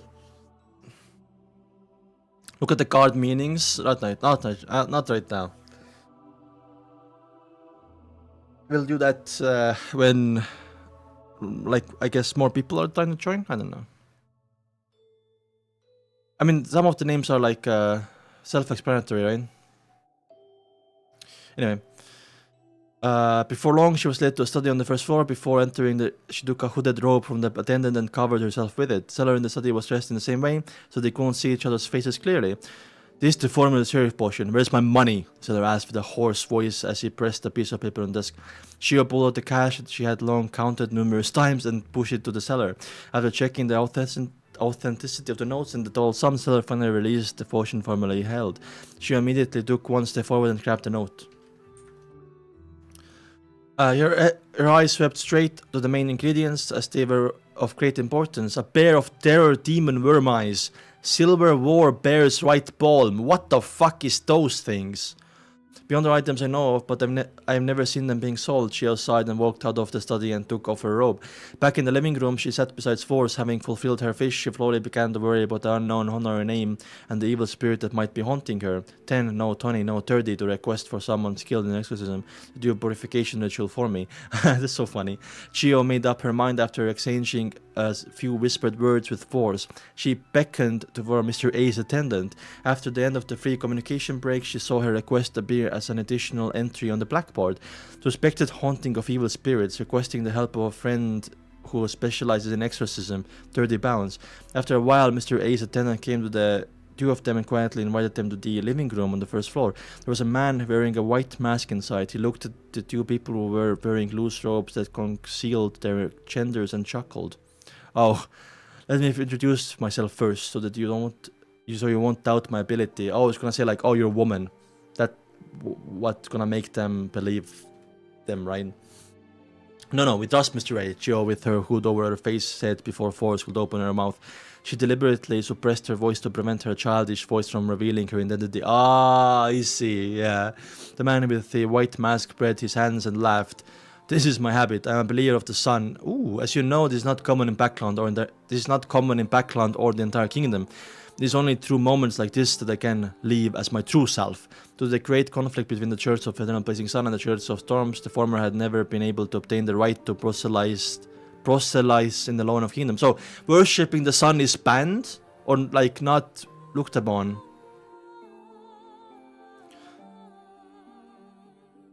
If y'all think Aindu will survive transmigration, the Lord of Mysteries, no. I believe in the sun, Forrest laughed. Forrest Lanquid looked instantly vanished. This is the first time I'm seeing a living believer of the sun. It's not like I can meet diplomats or higher standing. Then I should feel honored. The man in the white mask spread his arms wide and held them up in a gesture of praise for the sun. Instead of answering his question, Forrest smiled and said, in terms of exorcism and purification, the attendant of the sun is a professional. Our hearts are at rest, so we can begin. I guess it's a beyonder as well, right? Because it's not common. Also, they have a war. Like, they had conflict, not war, sorry. I'm chapter 230. Hello, Omega, by the way. Instead of answering his question, Forrest smiled and said, yeah. The man who claimed to be a believer of the sun didn't throw on. He took out a badge with a symbol of the sun on it and placed it on the round table in the center. Then he used a dualistic ritual method to light up 2 candles. After finishing the preparatory steps one step at a time, he chanted with a loud and abnormally pious tone. The sun that is eternal, you are extinguishable light, you are the embodiment of order, I pray to you, please bestow me with your cleansing glow, please repel the evil spirits in this body. I'm gonna copy this chant by the way, this is so cool. I'm gonna collect all the prayers. Amid the echoing Hermes incantation, Gio and Forrest saw bright light burst out from the sun's emblem, bursting in a pure and warm manner. Also embodiment of order. Huh. Sun is eternal, inextinguishable light, embodiment of order. Cool. I like that. That's so cool, actually.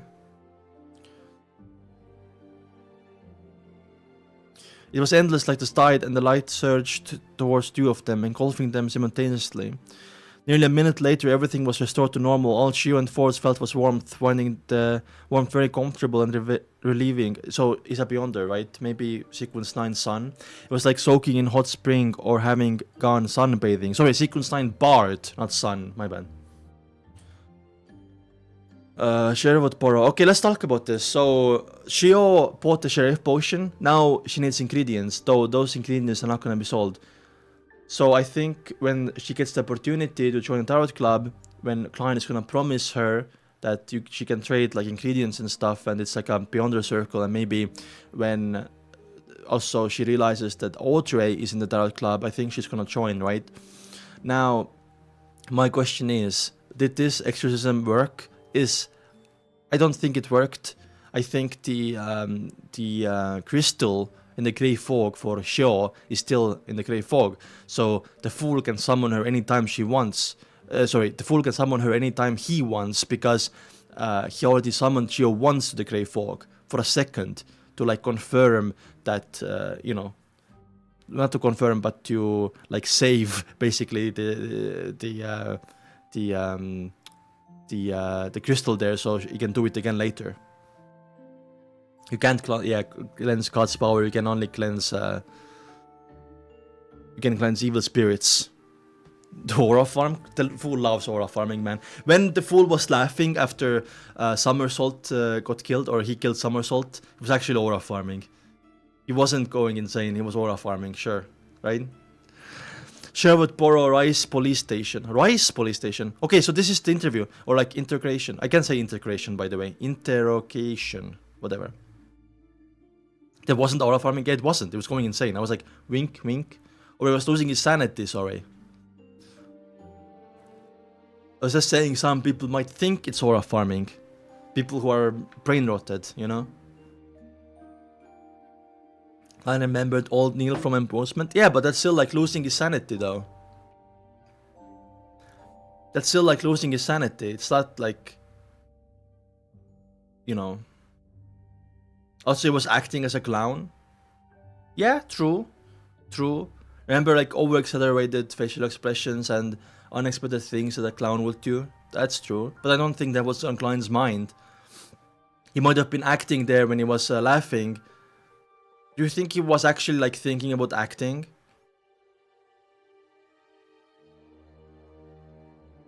If you're close to insanity, would you be having signs of losing control? I mean, that's true, but maybe not yet. I mean, like, it just kind of feels like Klein is gonna be observed in revenge, that he's gonna slowly lose insanity, but I don't know, though.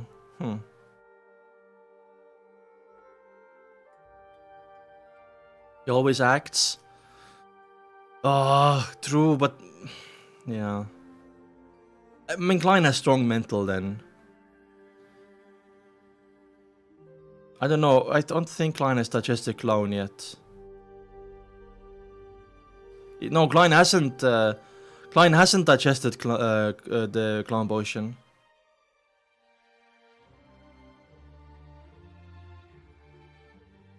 Otherwise, he would say if he has. So who knows? Yeah. Sheriff borrowed the Rice police station. Klein was sitting on a low bench with a group of thieves and drunkards. Looked very disgraceful. Suddenly felt warmth on the back of his hand as the coldness of the background night was dispelled quite significantly. Lowering his head, Klein realized that the 4 black dots representing the mysterious space above the grey fog didn't appear. Who's being so kind to know that I was feeling a little cold just now? He mumbled half jokingly and half curious. I wonder if the exorcism kinda affected Klein in the belt form. I guess maybe he did. As a former inspector, he looked at the thief on the left who was handcuffed to the pipe, and at the drunkard on the right who could vomit at any moment but kept yelling about hitting people. He sighed at his present predicament and wasn't sure when he would be free from this. There should be another test after this, and then I'll be fine once I pass.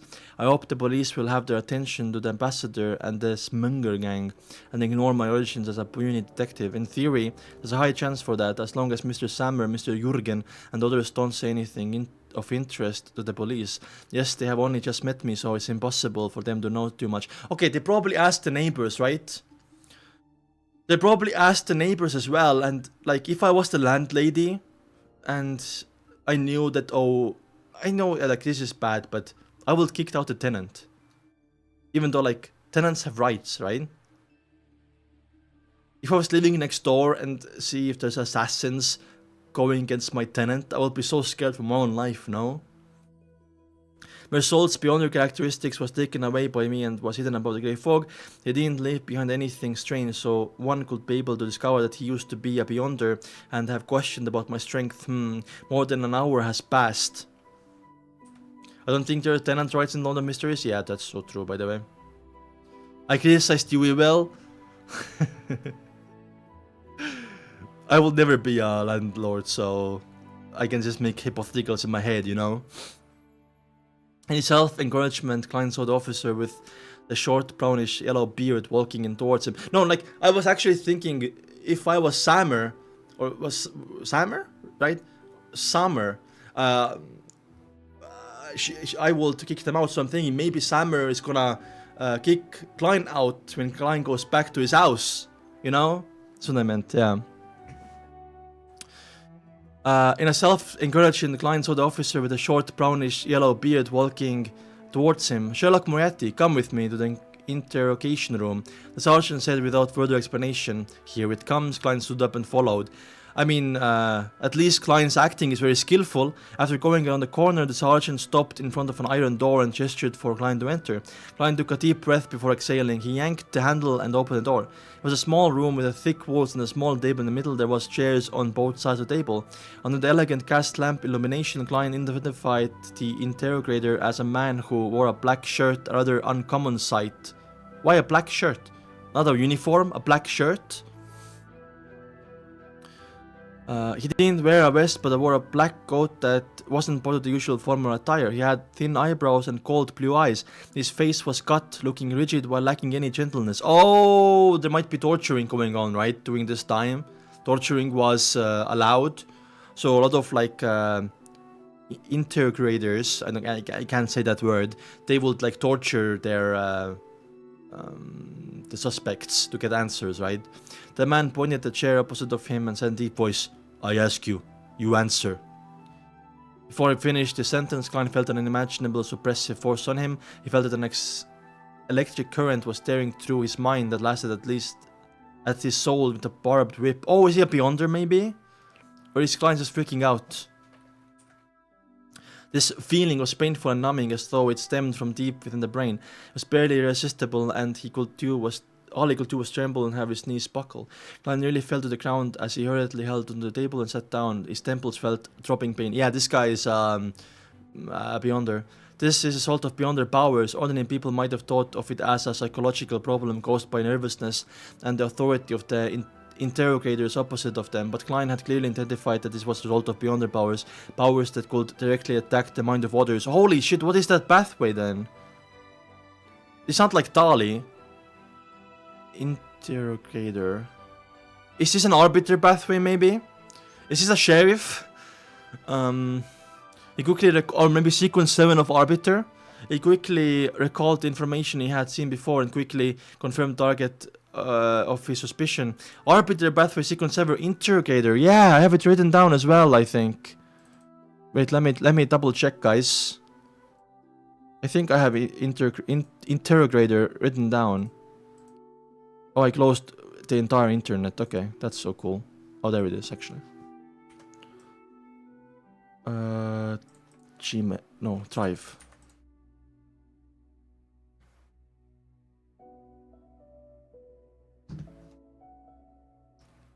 Interrogator. Okay, I can say it now. Oh, I'm not long into my email. I think I wrote it down. I'm gonna copy it just in case. But I accidentally logged out of all my emails and I can't be bothered right now to log back in. Anyway, let's go. Let's keep reading. It's gonna be interesting. So, like, Klein has to suppress his thoughts, right? Or he can read his head otherwise. I still say it wrong? I know I say it wrong because my accent doesn't allow me to say this word. Let's just check. Let's check together, guys. Interrogator. Huh? Interrogator. Uchn, no? Interrogator. Interrogator. Interrogator. Interrogator. Interrogator. Interrogator. Interrogator. Interrogator. Interrogator. Interrogator. Interrogator. Interrogator. Interrogator. Interrogator. Okay, I guess it's better, right? Interrogator. It's British, yeah. As the matter had been transferred to a special department of the military, Klein thought with some relief. Why is that a relief? Wait, why is that a relief? As long as it isn't the Nighthawks, everything's fine. Oh, that's why because no Nighthawks. Identify the ambassador who met Meursault from these photographs. The cold and unyielding man. Oh, they're actually going on against the ambassador. The ambassador. That's so good. Interrogator. Nice one, Nightwalker. They're going against the ambassador. I was scared maybe the police are corrupt and the ambassador just can pay them off, you know. So I'm guessing the Loan Kingdom is afraid that maybe there's gonna be war with the Interest Republic, and that's why they are like really focusing on this. That's good. Black and white photos on the small table. Klein felt as if the electric whip in his mind had been lifted high, and the warning of extreme pain made it so he didn't dare to lie. Of course, there was no need for Klein to lie. After a moment of identification, he pushed the photo in the direction of the interrogator. It was a middle-aged gentleman who wore ostentatious clothing and looked rather charming. The interrogator glanced at it but didn't make any response. He once again asked, "Were your previous statements the truth?" Wait, they were mostly the truth? The only thing that was a lie is that he stabbed Meursault with a tarot card, not with a dagger. Does this count? Klein felt like he was being forced into a dream. He kept his mind clear and rational. He didn't yield to the quote-unquote whip in his mind as he sincerely replied, "Nothing but the truth." The interrogator leaned forward and with his hands on the small table and said, "When was the last time you met Ian Wright?" Yesterday morning," Klein said with great difficulty. "I tailed Meursault and found the body of Detective Serial. As I didn't want to deal with the police, I took Ian to identify the body and told him to call the police. Serial's body was located at the sewer entrance at the bottom of Iron Carbon Street in East Borough." After a brief silence, the interrogator finally nodded his head. Klein immediately felt the enormous pressure disappear, along with a quote-unquote whip in his mind. That's so smart, by the way, that he spoke truths to the police, and he did selective truths, that's true, but he did the right play here. Also, I'm surprised that the only ID they asked of Klein, that what Klein gave, the renting contract, right? "You may leave now," he said with a trace of emotion on his voice. Klein stood up and opened the door, not masking the frailty in his gait. What is a gait? He found it more tiring than fighting Meursault. If he made the slightest mistake, his spirit would have been completely crushed. He would obediently answer any question that the other body asked. No, if it wasn't for the fact that the spirit is special and how it's been subjected to the test of raving and screaming for a long period of time, allowing me to maintain my calm and rationality under certain circumstances, I would have most likely had a mental breakdown just now. Klein walked back to the corridor, his back feeling cold. At this moment, the sergeant from before came over and said, "Come with me. I'll fill out some forms. Lawyer Jurgen is waiting for you to bail you out." Phew, Klein secretly exhaled and completely relaxed. He knew that the danger was over. Jurgen is a neighbor, right? I wonder if he's a beyonder. Not all lawyers are beyonders though, so yeah. But there is a lawyer pathway as well, or lawyer sequence. Mostly, exactly. Arbiter speak. I love Arbiter, man. I love Shio. I wanna see Shio get the ingredients, become a sheriff, dude. That's so cool. Losses. Ooh, the title seems a little bit scary. Is Klein gonna become homeless? Is Zmanger gonna kick him out? I wonder. Let's see.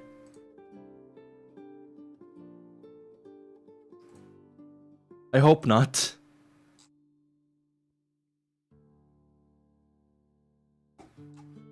Jurgen was there to, like, you know, transport him out, so let's see what Jurgen says. 1 second, guys.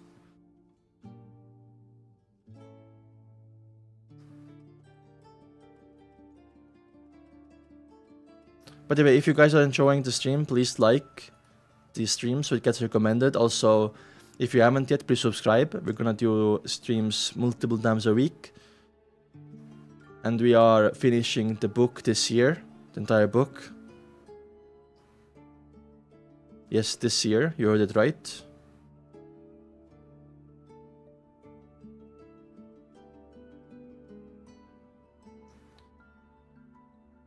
Let's go. Losses. Let me drink water.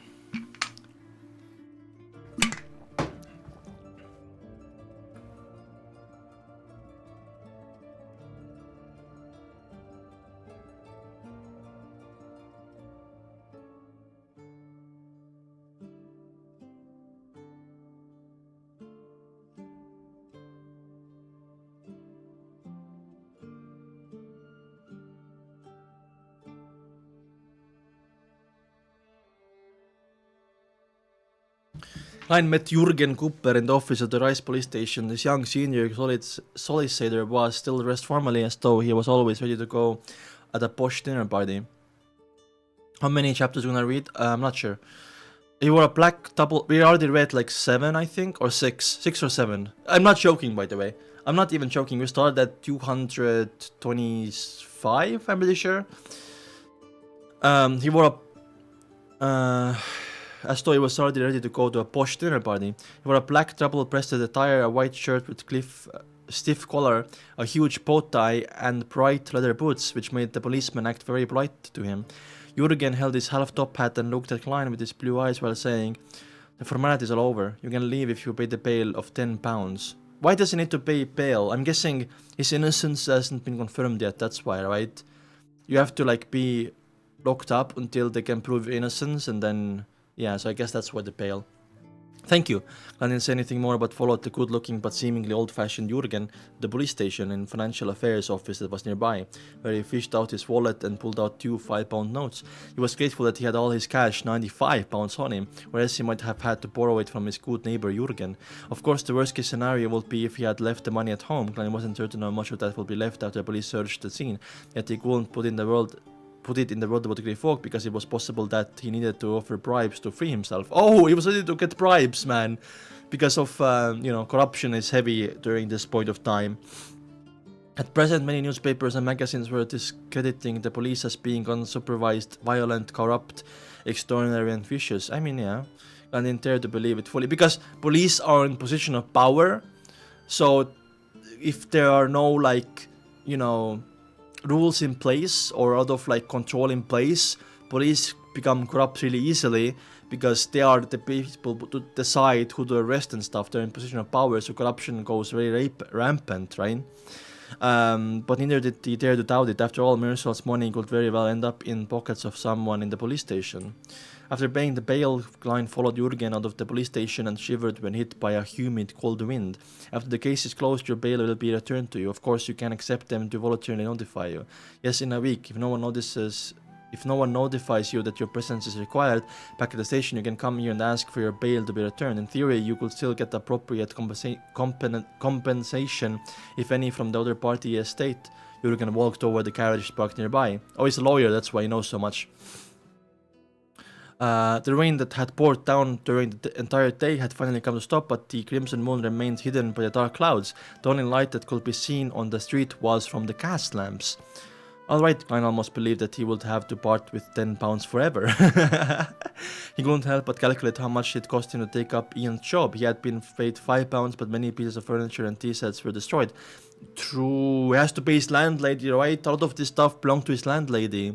He either had to buy new ones or get someone to repair them for him. With the materials used, the cost of the carriage and the cost of mending his clothes, the math seemed to imply that he would be losing money. If he hadn't managed to get back the £10 worth of bail money, this would be great loss. Well, to be honest, characteristics left behind by Meursault is actually worth quite a bit of money. Klein got into carriage and frowned slightly. He had always thought the private detectives who used their residences as offices would at most not be entrusted with anything and wouldn't offer any losses. But in the end, Klein turned his head to look at Jürgen, who was sitting up straight, and he said with sincerity, "Thank you. Thank you for coming to bail me out. How much should I pay you?" Jürgen nodded very formally and said, "This one's pro bono." Oh, pro bono is like jobs that lawyers take on, like government jobs, right, that they have to take on. Yeah, exactly. I talked about it myself, for myself. I talked about it last stream as well for myself, that police don't really like detectives because, first of all, I forgot what I said exactly, but basically detectives are not respected at all, and that really shows as well, I heard some Sergeant Vaccine. Ew, that name is interesting. Vaccine. Vaccine. I think of the fax machine, I heard from Sergeant Vaccine that you were involved in an incident. I believe we'll have many opportunities to work together in the future. There'll be many opportunities to work together in the future. Klein couldn't help but laugh as he said, "Lawyer Jürgen, are you cursing me?" Oh, true. That's so true. But I think Jürgen is saying that because he knows that you're a private detective, right?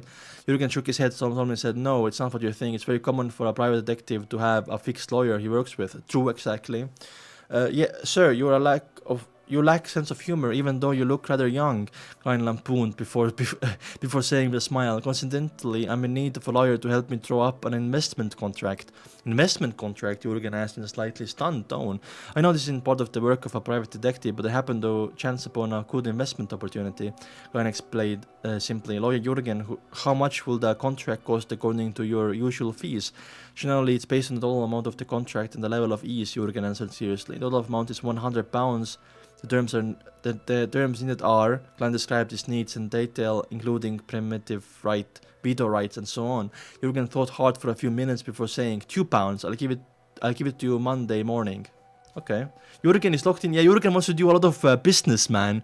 He's so serious. Exactly. I won't be surprised if it's revealed he's on the lawyer pathway, because he is, I don't know, like, he has no sense of humor, like Klein said. Alright, Klein said no more regarding the matter. Instead, he began asking Jurgen information about the case that night. On the way back to Minsk Street, Klein took the initiative to pay the carriage fare of 3 soldi. Oh, thank you. After bidding farewell to a young and but serious lawyer, he walked back to his house. He opened the door and saw what a messy scene. His heart winced. He never expected that he would start his detective business with a loss. Just as Klein took off his coat and began working on cleaning up the mess, the doorbell rang. Oh, is it Ian maybe? Or is it the landlady? Landlady is, you are kicked out of here, you have to pay me £50. The doorbell rang, they opened the door and Posselman saw Julianne. Oh, was it the maid of Zmanger? I think so. He opened the door and Posselman saw Julianne, the maid, yeah, from next door in a black and white skirt. Good evening, Mr. Moriarty. Mrs. and Mr. Zmanger wish to invite you over to discuss something. Oh no, Julianne said with a tone that had traces of fear. Klein is gonna become homeless. I can't wait. I talk into a steel beam, yeah. What's up, Klein Stows? I mean, sometimes, like, having people like that who are serious, I don't know, man. I prefer people like to have some kind of personality, you know? Here it comes, the problem regarding compensation, Klein revealed a smile and said, alright. He changed into a clean coat and followed the maidservant next door. Luke Zmanger and his wife Stellin Zmanger were sitting on a sofa in the living room. The stout Luke with the pencil-thin mustache stood up and extended his hand. I said with a chuckle, Good evening, Mr. Moriarty. I only just learned that you were a private detective. That's quite unbecoming as a neighbor. Oh no, I know. No, it was my fault. I didn't know it was suited for this career, and might find other jobs at any moment, Klein said as he shook the hand of the mail master. I'm very sorry what happened tonight. I'll compensate you. It's just an accident, Luke said reassuringly. Ooh, wait a second. We might not be homeless. The blonde, blue-eyed and pretty Stellin asked out of curiosity. Did you really kill the intruder? You want black tea, right? Klein nodded. Perhaps he was just a thief. He mentioned the problem stemmed to one of his jobs in order to prevent the Zmanger couple from having any unpleasant feelings. Since the police didn't inform them, they didn't question them? Interesting. Since the police didn't inform them, there were no need for them to do anything unnecessary, Klein silently added. Luke Zmanger laughed and said, You must possess excellent combat skills, a neighbor. I will stay safe. Perhaps we'll have no matters to entrust you in the future. Klein seemingly gave a self-deprecating laugh. Actually, I was almost killed. No, why did you say that? It was going so good. Who's Jurgen? The lawyer? Yeah, the lawyer with a gat. And the grandma. Remember the grandma as well? The grandma was cute. Klein seemingly gave a self-deprecating laugh. Actually, I was almost killed. Regardless, you were the ultimate victor, Luke said. After that, this went completely different than I thought, by the way. I thought they're gonna kick him out because he poses a danger to them, but no. I guess the police didn't inform what actually happened. They didn't question them either. And you know, W.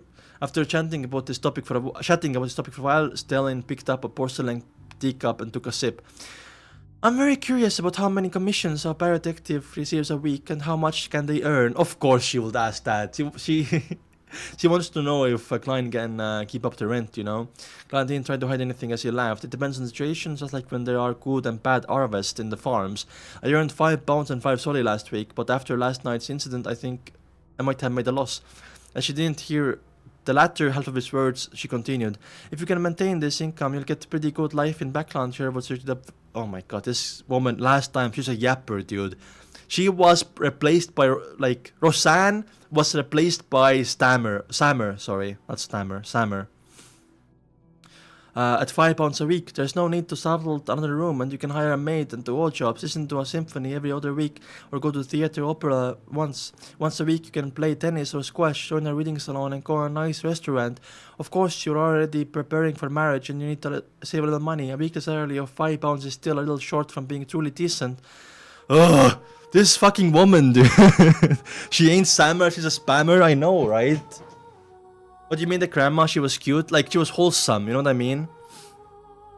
She was really wholesome. She loved her cat. I forgot the cat name. What was the cat name again? Something like... Board? No, I don't remember. Then what's the required weekly salary to be truly decent? £7 at least. Stellan lifted her chin slightly. Klein turned to Luke and said casually, I heard from your wife that you work at Quaim, but I'm not sure what its main business is. Anthracite and charcoal, Luke answered with a smile. I see. Brody. Yeah, Brody. The cat Brody. Not Sean, Brody. Yeah, exactly. We love Brody, man. It's no wonder you became a member of Suit Reduction Association. Klein pondered for a moment and said, I mean, yeah. It's like in his self-interest, I guess. It's funny, it's that Klein once made £12 a week. Yeah, Nighthawks, that's so true. It's no wonder that you became a member of Suit Reduction Association. Klein pondered for a moment and said, in background, how big of a salary does a manager receive? It's seldom mentioned in the newspaper magazines. It depends on the industry as well as the actual positions of job scope. Backland's bank's best manager earns £5,000 a year, but for me it's about £430 to £440 including bonuses, Luke said casually. Per year? Ah, okay. That's about £8 a week, no wonder. Okay, so that's why I guess Sammer said 7. I don't think Stellan Sammer works, by the way. I think her full-time job is like housewife and a landlady. I guess she makes money being a landlady, which is not a hard work. Like, what do you even do? Like, nothing. That's about £8 a week. No wonder. Before Klein could open his mouth, Stellan Samuel crumbled. Actually, we could have lived in the suburbs, and I'll have a garden and a lawn.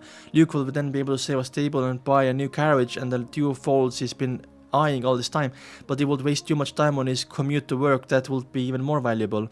A new carriage including horses costs £100. £800 a week is indeed impressive. £8 a week is indeed impressive. Unfortunately, it hasn't been long since I had a pay rise. When Klein could only smile in response.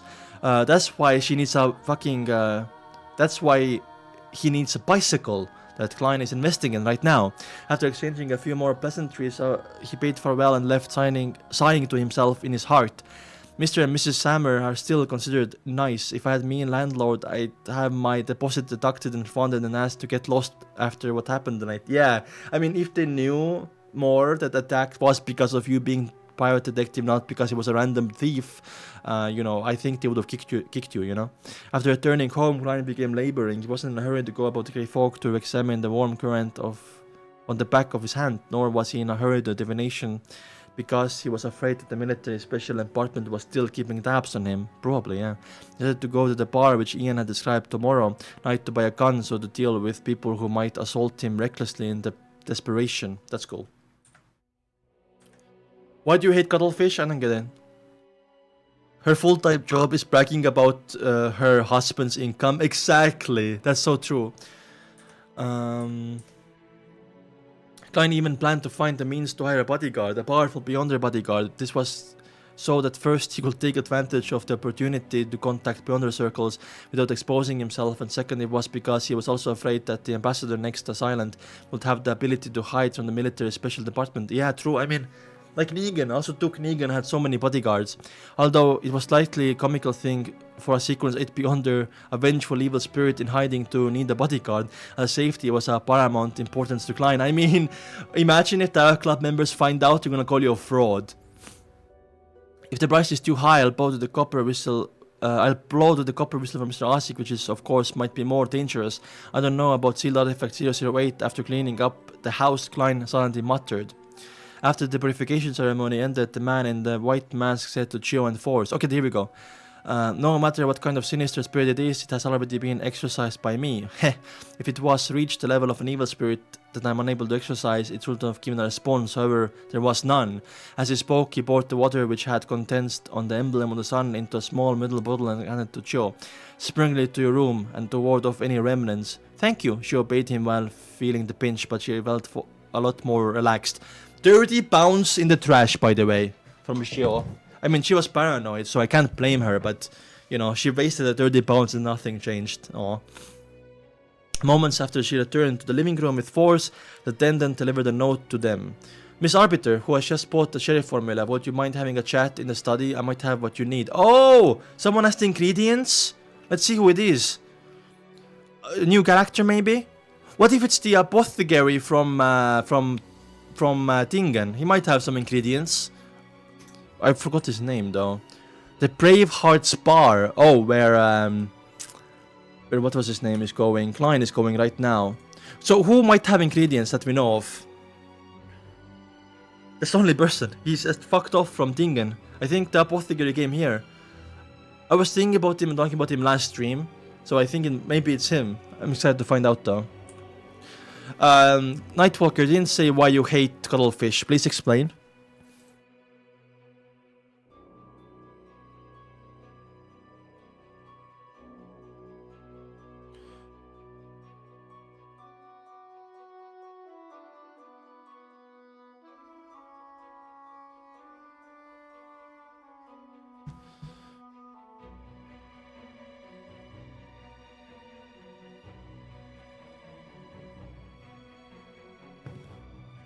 No? Okay. Seafish should start book 3. Do you know what he should do? I don't know what Koi is about, but I hope that he starts like a prequel, like from like the first epoch or something. Hating CF is something only those who finished Lord of Mysteries allowed to do. Oh, I see.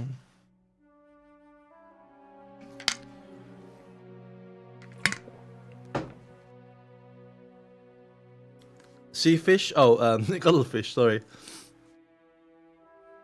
The Braveheart's Bar. Who? How did the person know that I purchased the sheriff recipe? Oh, true. I thought it was like... I thought someone did. Okay, so Mr. A maybe? Let's see. She has dark green pupils contracted as she surveyed her surroundings in astonishment, but she didn't see anyone suspiciously watching her. According to Mr. A, the transactions here should be very safe and confidential here. Finally, Chio... a spectator maybe or something. Finally, Chio couldn't help but look at the single sofa where Mr. A, whose face was covered by a hood, sat. He was still quietly sizing people up without revealing anything odd. She nudged Force with her elbow and whispered, "Should I go?" Force took a piece of paper, glanced at it, and replied without hesitation, "Go, at least you still have Mr. A watching. No one will dare to do anything to you, so you can take the opportunity to find out what the other party's goal is. Who knows, you might actually obtain the potion materials you want as a result." I mean, Chio has not that much money left. She just like spent it all on exorcism that did nothing. That makes sense. Chio was very proactive person. Immediately nodded to the attendant, followed him to the study, and finally put on a hooded robe. This hood can cover my entire face so much that I can't see the path in front of me. Having worn the hood, she opened the door and saw a man dressed in tuxedo sitting by the desk. Tuxedo? The man wore a golden mask. Ugh! That's creepy. The man wore a golden mask that revealed his eyes, nostrils, mouth, and cheeks, but it was impossible to identify him. The light brown eyes behind the golden mask shifted as the man pointed to the chair opposite of the desk and said, "Have a seat." Golden mask is some interesting shit, dude. His voice was deliberately hoarse, otherwise there was nothing special about it. She closed the door to the study, stuck her chest out and raised her head, and sat down in the designated position without feeling intimidated. She then asked, "Do you have the main ingredients for the sheriff potion?" The masked man chuckled and said, "Yes, I have the eyes of terror demon worm and the right palm of silver war bear." In fact, the cherry potion formula you brought was sold on my behalf. Oh, that's why he knows. I'm guessing the seller knows and the buyer knows, and of course the middleman knows, right? No wonder she was often mocked as a brainless person by her good friends, but to survive in a circle of beyonders in the gangs of the East Borough and among the poor, she wasn't a complete lecherous person. She had intuition for danger that was akin to a wild beast. Of course it will be the seller, oh my god. She asked in a deep voice, why are you doing this? To select suitable helpers, the masked man chuckled. With your financial situation, I'll be able to difficult... Oh, beyonder circles? With your financial situation, it'll be difficult for you to gather the money needed for those beyonder ingredients in a short period of time. Of course, you can sell the formula at other beyonder gatherings, but please, believe me, this will bring you unnecessary danger. Our circles might not overlap, but I'm not the only person. Yeah, like, what stops you from... By the way, question, what stops you from buying the recipe or the formula, writing down the ingredients in like a secret note, and then reselling the formula? Isn't it like infinite money glitch? Bro called her broke? Yeah, true. True. She has info on show. I wonder if that person has been spying on her. Nothing stops you? I guess people like might get mad at you and like hunt you down and kill you. Yeah, I guess people like you being in danger stops you, right? Because you can like inflate the market with the sheriff potion. The price goes down and then people are gonna be angry and assassinate you. Not much beyonders, that's true. And so also not many arbiters wanna go from sequence 9 to sequence 8, right? Probably like you can fit them in your hand, like count them on your fingers, probably.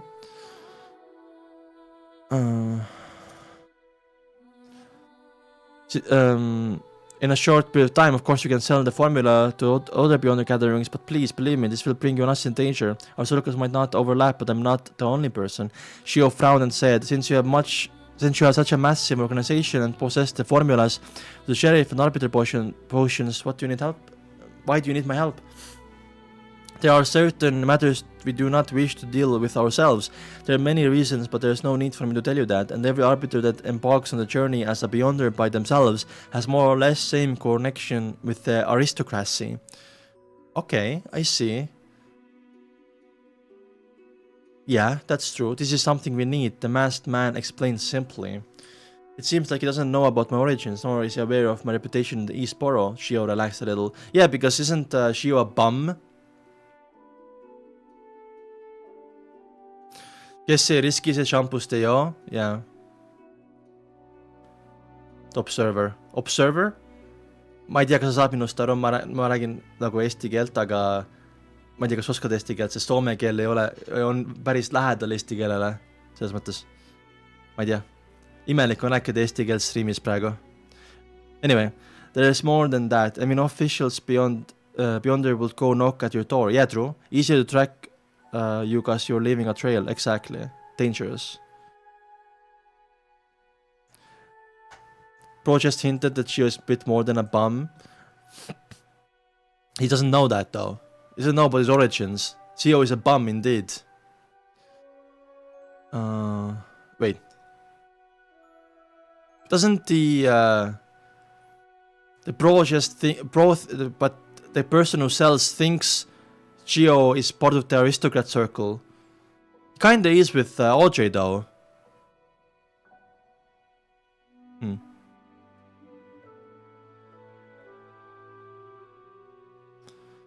I know Merlin, he said the saying in Estonian.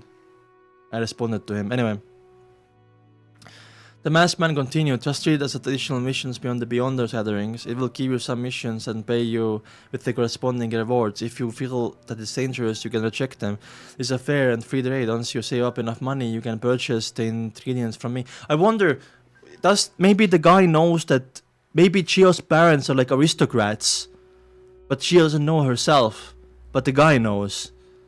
Some reason, some way, somehow. Maybe it's like a high level Beyonder, like demigod or something. I don't know.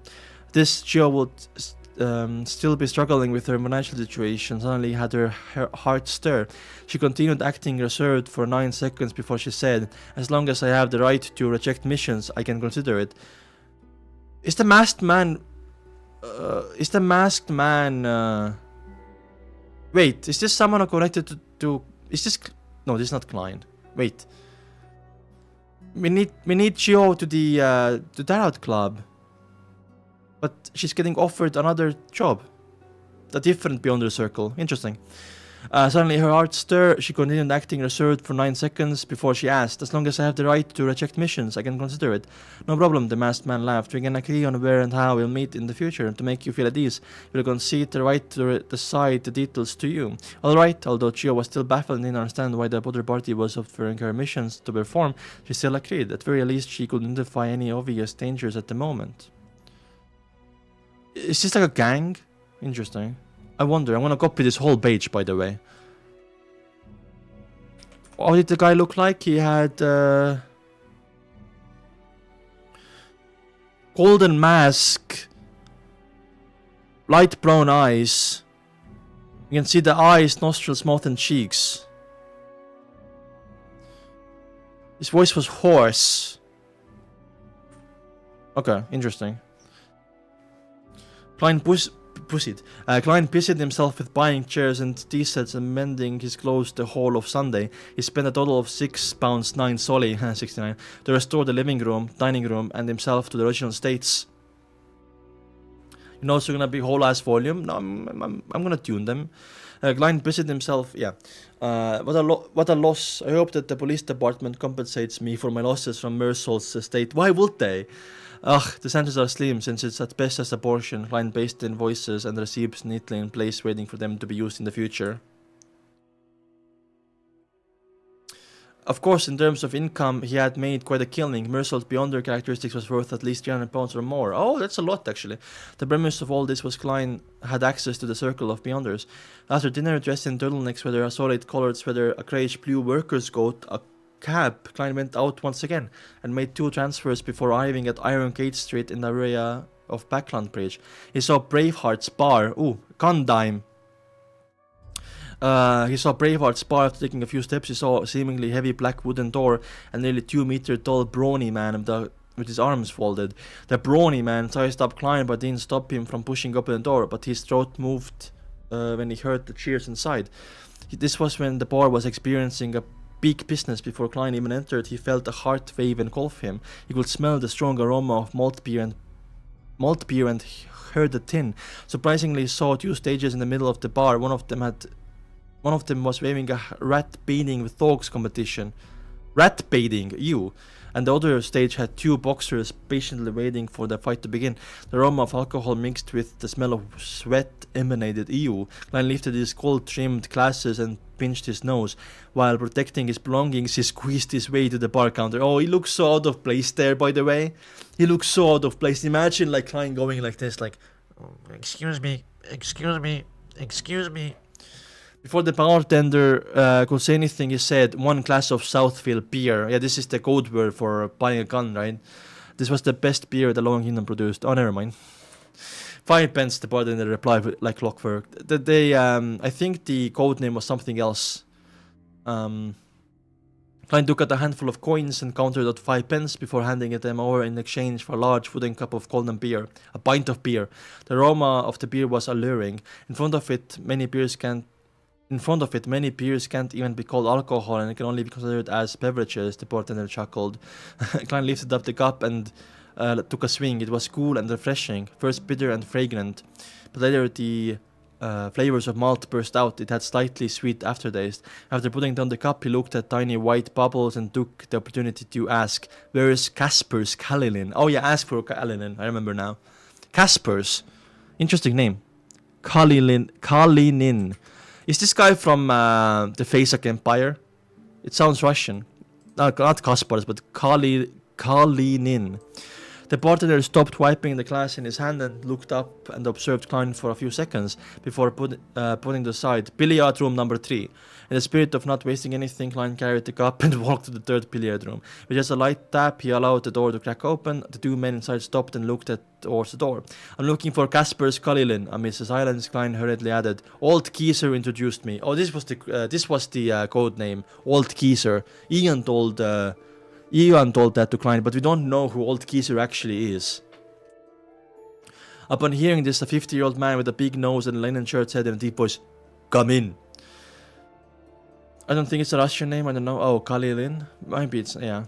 He had a huge twisted scar running from the corner of his right eye to the side of his mouth. Ooh. And his nose was typically brandy nose, one that almost completely red. Hello, Sarah. Or Sarah. Klein slowly walked in the cup in his hand and saw that the Casper's billiard opponent had put aside his cue stick like clockwork and left the room before closing the door behind him. Casper's Kalilin hobbled over and asked, What do you want? A powerful custom revolver and 50 rounds. Klein took another sip of his Southfield beer. 3 pound 10 solly, Casper gave the price. This will definitely be more expensive than a regular weapon store. The price includes... This will definitely be more expensive than regular weapon store. The price includes risk I have to undertake. Deal. Klein took 5 pounds, 1 pound... Took 5 1 pound notes he prepared from his trousers pocket and counted them. Casper checked for the notes' authenticity before nodding. You're more straightforward than you look. Give me 5 minutes. He put down the notes in the billiard table, leaned against a crutch, and limped to the door. After watching Casper's leave, Klein glanced back at the currently trendy billiards and found it to be very similar to a snooker on Earth. Oh, probably Roselle did that. Zero original thoughts again. It must be you, Emperor Roselle. Henry lost his composure and laughed while shaking his head. After a short wait, Casper pushed the door open and entered, carrying a package wrapped in brown paper and 2 5 solid notes. Klein took the money and item and opened the spot. His eyes caught a long, silvery barrel of a revolver. The grip seemed to be made out of walnut wood. In addition to that, there were 50 glistening rounds neatly placed in the box. Klein tried the empty gun, loaded 5 rounds, stuffed the revolver into his underarm holster he bought some time back. Then he gathered up the remaining bullets and looked up at Casper's. He deliberately asked, If I wish to hire a good bodyguard, who should I look for? A very good one. The kind that exceeds human limitations. Casper rubbed his head. Oh, exceeds human limitations. That's like a wink to saying a beyonder, right? That's smart. Casper's rubbed his red nose and his eyes turned cold. He carefully examined Klein for 2 minutes. 2 minutes! Using his silence to create a terrible sense of oppression. Is he a beyonder as well, Casper's? I can make a query for you, but there's no guarantee that someone will accept this mission. He seems to know more than one beyonder. Klein smiled and said, No matter what the result is, please allow me to express my gratitude in advance. Casper put away the pills on the billiard table and walked out again. It was full of 10 minutes before he returned to his room, and by then Klein had already finished his huge cup of Southfield beer out of boredom. He wants to meet you before making a decision, Casper said in a deep voice. No problem, I also determine the difficulty of the mission if it were me, Klein smiled and nodded. He followed behind Casper, who hobbled past the crowded boxing ring and into the kitchen of the bar. Casper suddenly stopped and lightly knocked on the door. After gaining permission, he pushed it open and entered with Klein in tow. It was a guard room where more than 10 people were playing Texas poker. Roselle, you made Texas poker? A man wearing a black vest and white shirt slowly stood up after seeing Casper and Klein enter the room. The others who were playing cards stopped in their tracks and didn't make a sound. The single Klein frowned indiscriminately. Apart from the man had stood up, he noticed that all of the other players had an indescribable sense of strangers to them. Their faces were pale and their eyes were like those of wild beasts. Why? What the fuck? Are those corpses? Tapping his left molar twice, Klein secretly activated his spirit vision. His muscles tensed up abruptly and he almost couldn't control his expression because the auras of those players were dark black. There are literally walking corpses, what the fuck? I'm scared. That means that apart from the man who stood up, then plus people playing cards were all dead. Yeah, there are literally corpses, holy shish. They weren't just dead as the dead with no aura colors, they were all zombies. The feeling of loathing came from over him, and the man in the white shirt and the black vest walked in front of Klein. His face was equally pale, but there seemed to be deep malice in his eyes.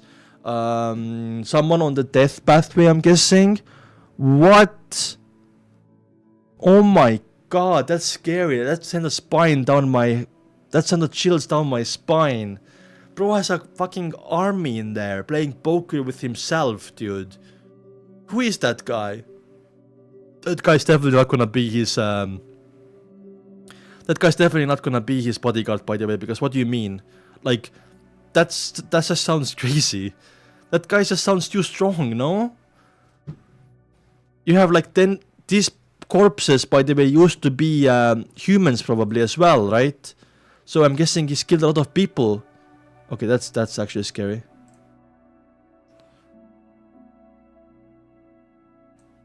He has aura. Yep. Let's see who it is. A man cannot be judged by his looks. The more he thought about how a living person was playing cards with more than 10 corpses in a dimly lit room in the night, the more its scalp tingled. Klein suppressed his instinctive fear and looked at the pale-faced, the malicious brown eyes and the man who was about 28 years old that suffused madness. He pretended to be intimidated by the man's dominance and took a step back, him acting again. During this time, Kaspers left the room and closed the door. The man asked in a deep voice, "You're the one looking for a bodyguard?"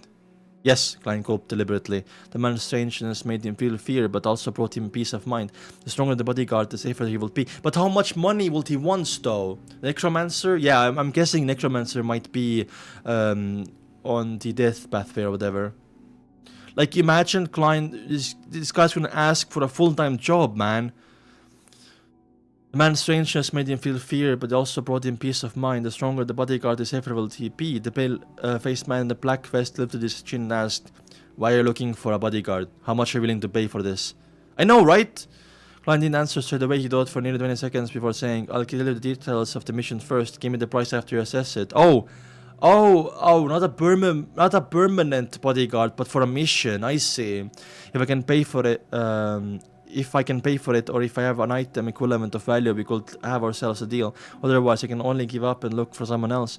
The fierce-looking man didn't say a word. Instead, he nodded as a gesture for Klein to recount his story. Klein deliberately looked at the zombies, treating them as normal card players. Then he gave the man an inquisitive look, saying, "Before I answer, do you want to kick these guys out of the room?" "There's no need for that," the pale-faced man said in a deep voice. Klein hesitated for a moment and then honestly said, "I offended a big shot who might have had a country supporting him." Ambassador, yeah. I'm guessing, like, defend him until the ambassador gets, like, in prison or something. Klein hesitated, yeah. The room suddenly turned still and silent. The man who had a hint of madness and malice in his eyes froze on the spot as he had turned into a plaster statue. After nearly a minute, he slowly said, "This mission is priceless. Get out." Oh my, Klein is in big trouble. Oh my god, Klein is in big trouble. Holy shit, even this guy won't accept the job. It's like, protect me from Intis Republic. I know, it's like Klein versus the entire country, by the way. After Klein didn't manage to react until the man turned and walked back to the card table, and then did he realize that there was no deal. Klein is... But, I mean, divination of him reporting to police was a good thing. I'm guessing, you know, you cannot assume that after that things are gonna calm down, you know? You played cards with a bunch of zombies in the room and presented yourself as a person of high standing and strength, yet you are scared of just like that. You're clearly a little crazy. Klein didn't know whether to laugh or cry, as yeah, that the big shot doesn't have much freedom in Blackland. Not maybe he's scared, also maybe he might be in works with that said ambassador. Maybe he's loyal to the Intis Republic. I don't know. There's again two reasons. Maybe because he knows it's like too dangerous, or he does not want to get himself involved in politics, or he knows who he means and then he doesn't want to do that because they're in like working together or something. The man in the black vest ignored him and sat down again. The zombies began to hand out cards, look at their cards and throw out chips. Klein exhaled and backed out of the room, only to see Kaspers Kalilin. He had been waiting outside with his brandy nose and hideous wound. We didn't come up to an arrangement. Klein drew up his hands. Kasper didn't show a look of surprise as he pondered for a few seconds and said, Did he request to have a price? No, he wants the mission too difficult. Klein didn't hide the reason. Kasper frowned. Marek. Oh, Marek. Interesting name. Marek or Marek? Marek is the scariest person I know. He isn't even afraid of bullets, and since he thinks the mission is difficult, I don't think I can help you get in touch with other powerful people. What a pity, Klein sighed. Kaspers clenched his right fist and struck his left chest. May the storm be with you. Then I'm dead, Klein said with a smile as he made the chest best out of it. Thank you, that's so scary. What is Klein gonna do now? Fucking leave Backland? You can try asking around for me, I'll pay you a fee. Yeah, you can come tomorrow night. After receiving a positive answer, he left the Bravehearts bar feeling slightly melancholic. He didn't even have an interest to play in a game of billiards. Was I being too honest? If I described the mission in a way that sounds simpler, Marek would have agreed. I wonder how much money he would ask for. Ugh, it's not my style though. Let someone else face the danger for me though, deceit. As a beyonder, if I constantly go against my heart's true thoughts and my own principles, then I probably won't be far from losing control. Feeling mixed emotions, Klein changed carriages and returned to Minsk. After washing up, Klein didn't waste any charcoal. He directly went to the bedroom and pulled the curtain to isolate the room from the outside world. On the way back, he carefully thought for a while and discovered that the possible danger wasn't something that could be resolved. The unknown ambassador, the primary and fundamental purpose is to find Ian Wright. The reason he sent people to deal with me was because he wished to obtain a clues to finding Ian from me. If direct interrogation doesn't work, killing me and channeling my spirit will be considered. If I let him know that I can't find Ian either, he won't take the risk to deal with a higher detective when the military special department might be monitoring the situation. Of course, my appearance and strength far exceeds his expectations, causing their operation to be exposed, causing them to suffer heavy setbacks. If I were the ambassador, I would definitely think about revenge and vent my anger, but it definitely won't be now, not when the situation is so tense and turbulent. Yes, this is building on the premise that the ambassador has brains and he isn't good for nothing, who got to his position through connections and only knows to act rashly. For him to be handling such an important matter, it must mean that he's still rather reliable, or is a son of an aristocrat, you know, that made a position there. So you can't, like, Klein is just gambling that the ambassador is smart, so the ambassador doesn't attack him right now, right? In other words, the crux of the problem is Ian's right whereabouts. There's still some latent danger. Will the ambassador reveal to the military special department that Meursault is a beyonder after his failure? That will make me find my strength questionable and use him to retaliate against me. This can be done easily with an offhand remark with no difficulty involved. I have to be on my guard. Klein analyzed the situation and suddenly had the urge to kill the unknown ambassador. Imagine he just goes and kills him. Explain politics in one sentence, exactly. Klein analyzed the situation and suddenly had the urge to kill the unknown ambassador. However, it's just the thought of a power beyonders around him left him depressed. I wonder if the messenger can accept my delegations without Mr. Asik's permission. Probably not. Should I pay close attention to this matter and find an opportunity to silence him? Since he sent someone to kill me, I won't feel any psychological burden from killing him. Let's consider sending a mission for the Tarot Club. Let's see if Miss Justice and Mr. Hanged Man have any solutions. Perhaps a large amount of money can tempt that Mr. God A or some other powerful beyonder. Klein suddenly had an idea that came to him as he thought for the Tarot Club. With this idea in mind, he calmed down a lot. He found a paper and pen and wrote Divination statement, Ian Wright's whereabouts.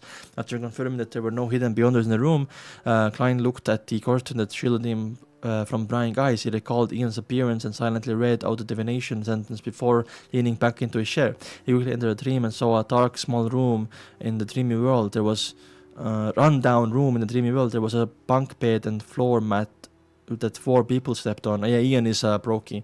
Ian was not broke, he's like in poverty. Ian was curled up at the top of the bunk bed, sleeping soundly under an old satchel. Saying brokey about actual broke people that are suffering sounds mean. So I'm only gonna call people brokies when it's actually funny.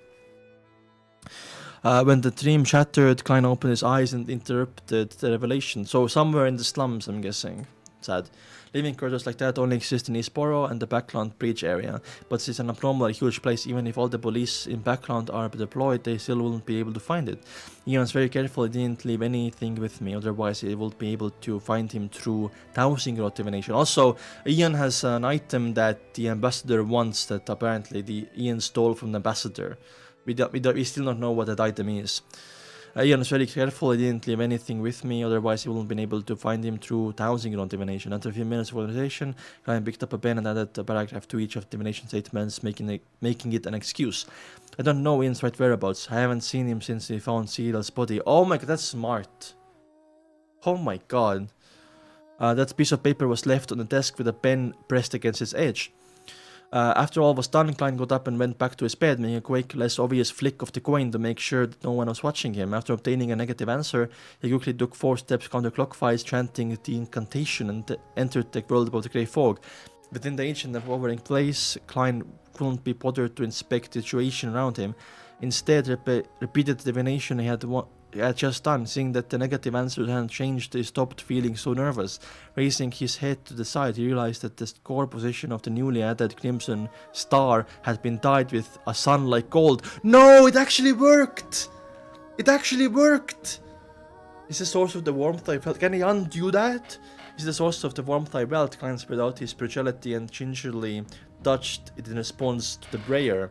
A blurry scene quickly appeared in front of his eyes. The petite lady he had tried to pull up over the grey fog was standing in front of an altar with a lady with slightly curled brown hair. A man wearing a white mask. Oh, this is the Beyonder circle that Shio is getting herself into, I mean. Okay, a man wearing a white mask softly chanted the honorary name of the eternal blazing sun, recreating a warm and pure light. Oh, never mind, this is before. Never mind.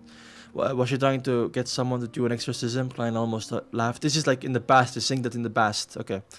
At that moment, he finally understood the reason behind the previous situation. It wasn't that someone had penetrated the grey fog and locked onto him. It was similar to Justice and company citing his honorary name before making a prayer, and after the grey fog received the message, it automatically gave him feedback. However, since it wasn't a prayer, the illusory overlapping voices ended up becoming a warm current. I see. A notification. This is a notification and not something that I can cause harm or influence. Klein made a definite judgment. Oh, that's so smart. And at the same time, he was roughly certain of one thing: the way the mysterious space above the grey fog connected with Justice and the others wasn't absolutely abnormal or above the rules of this world. It still suffered particular restrictions that could cause effects of varying degrees by using specific methods. Klein continued watching the scene before him and listened to the voice speaking. He was surprised to find that it lasted longer than before. Before this, he won't be able to take the initiative to spy on corresponding target of the Crimson Stars unless the other party had prayed for it, and and only then will he be able to receive the corresponding scene. Ah, I see.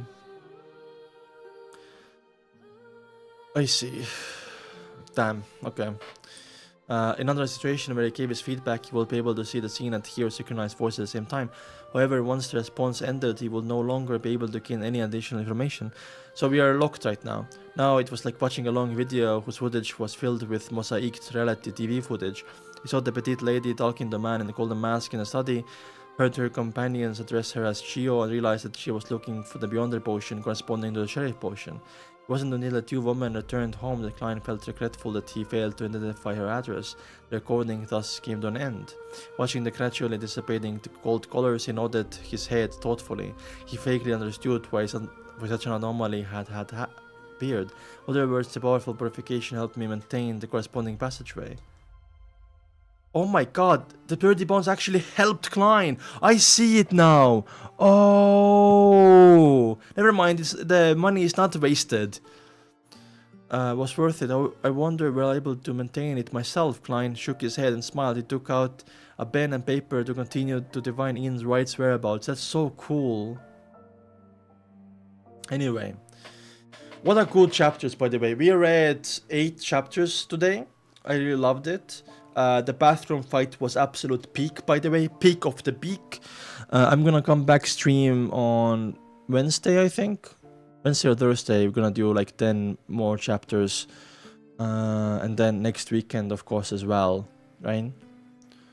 So, yeah. Thank you for coming, guys. I really loved also because to Marek. We also see that there's a lot of tension between countries. The ambassador of India's Republic might be acting on his own, maybe not is acting on his own, maybe he is acting because of the government told him to act. Maybe he's acting on his own, we'll see. Also a really big threat for Klein. Right now, like getting revenge on Amos and Insi seems to be in the back burner. Shio and Force might join next chapter. We'll see. And these are my theories. If you wanna go quickly, we added 4 new theories today. We added oil exists in the land, in the Forgotten Land of God. If Leonard joins the Terror Club, he's gonna choose the World Arcana. If Force joins the Terror Club, she's gonna choose the Moon Arcana. I also added if Chio joins the Terror Club, she's gonna choose the Judgment Arcana. Anyway, bye bye. Thank you for coming. Bye bye bye.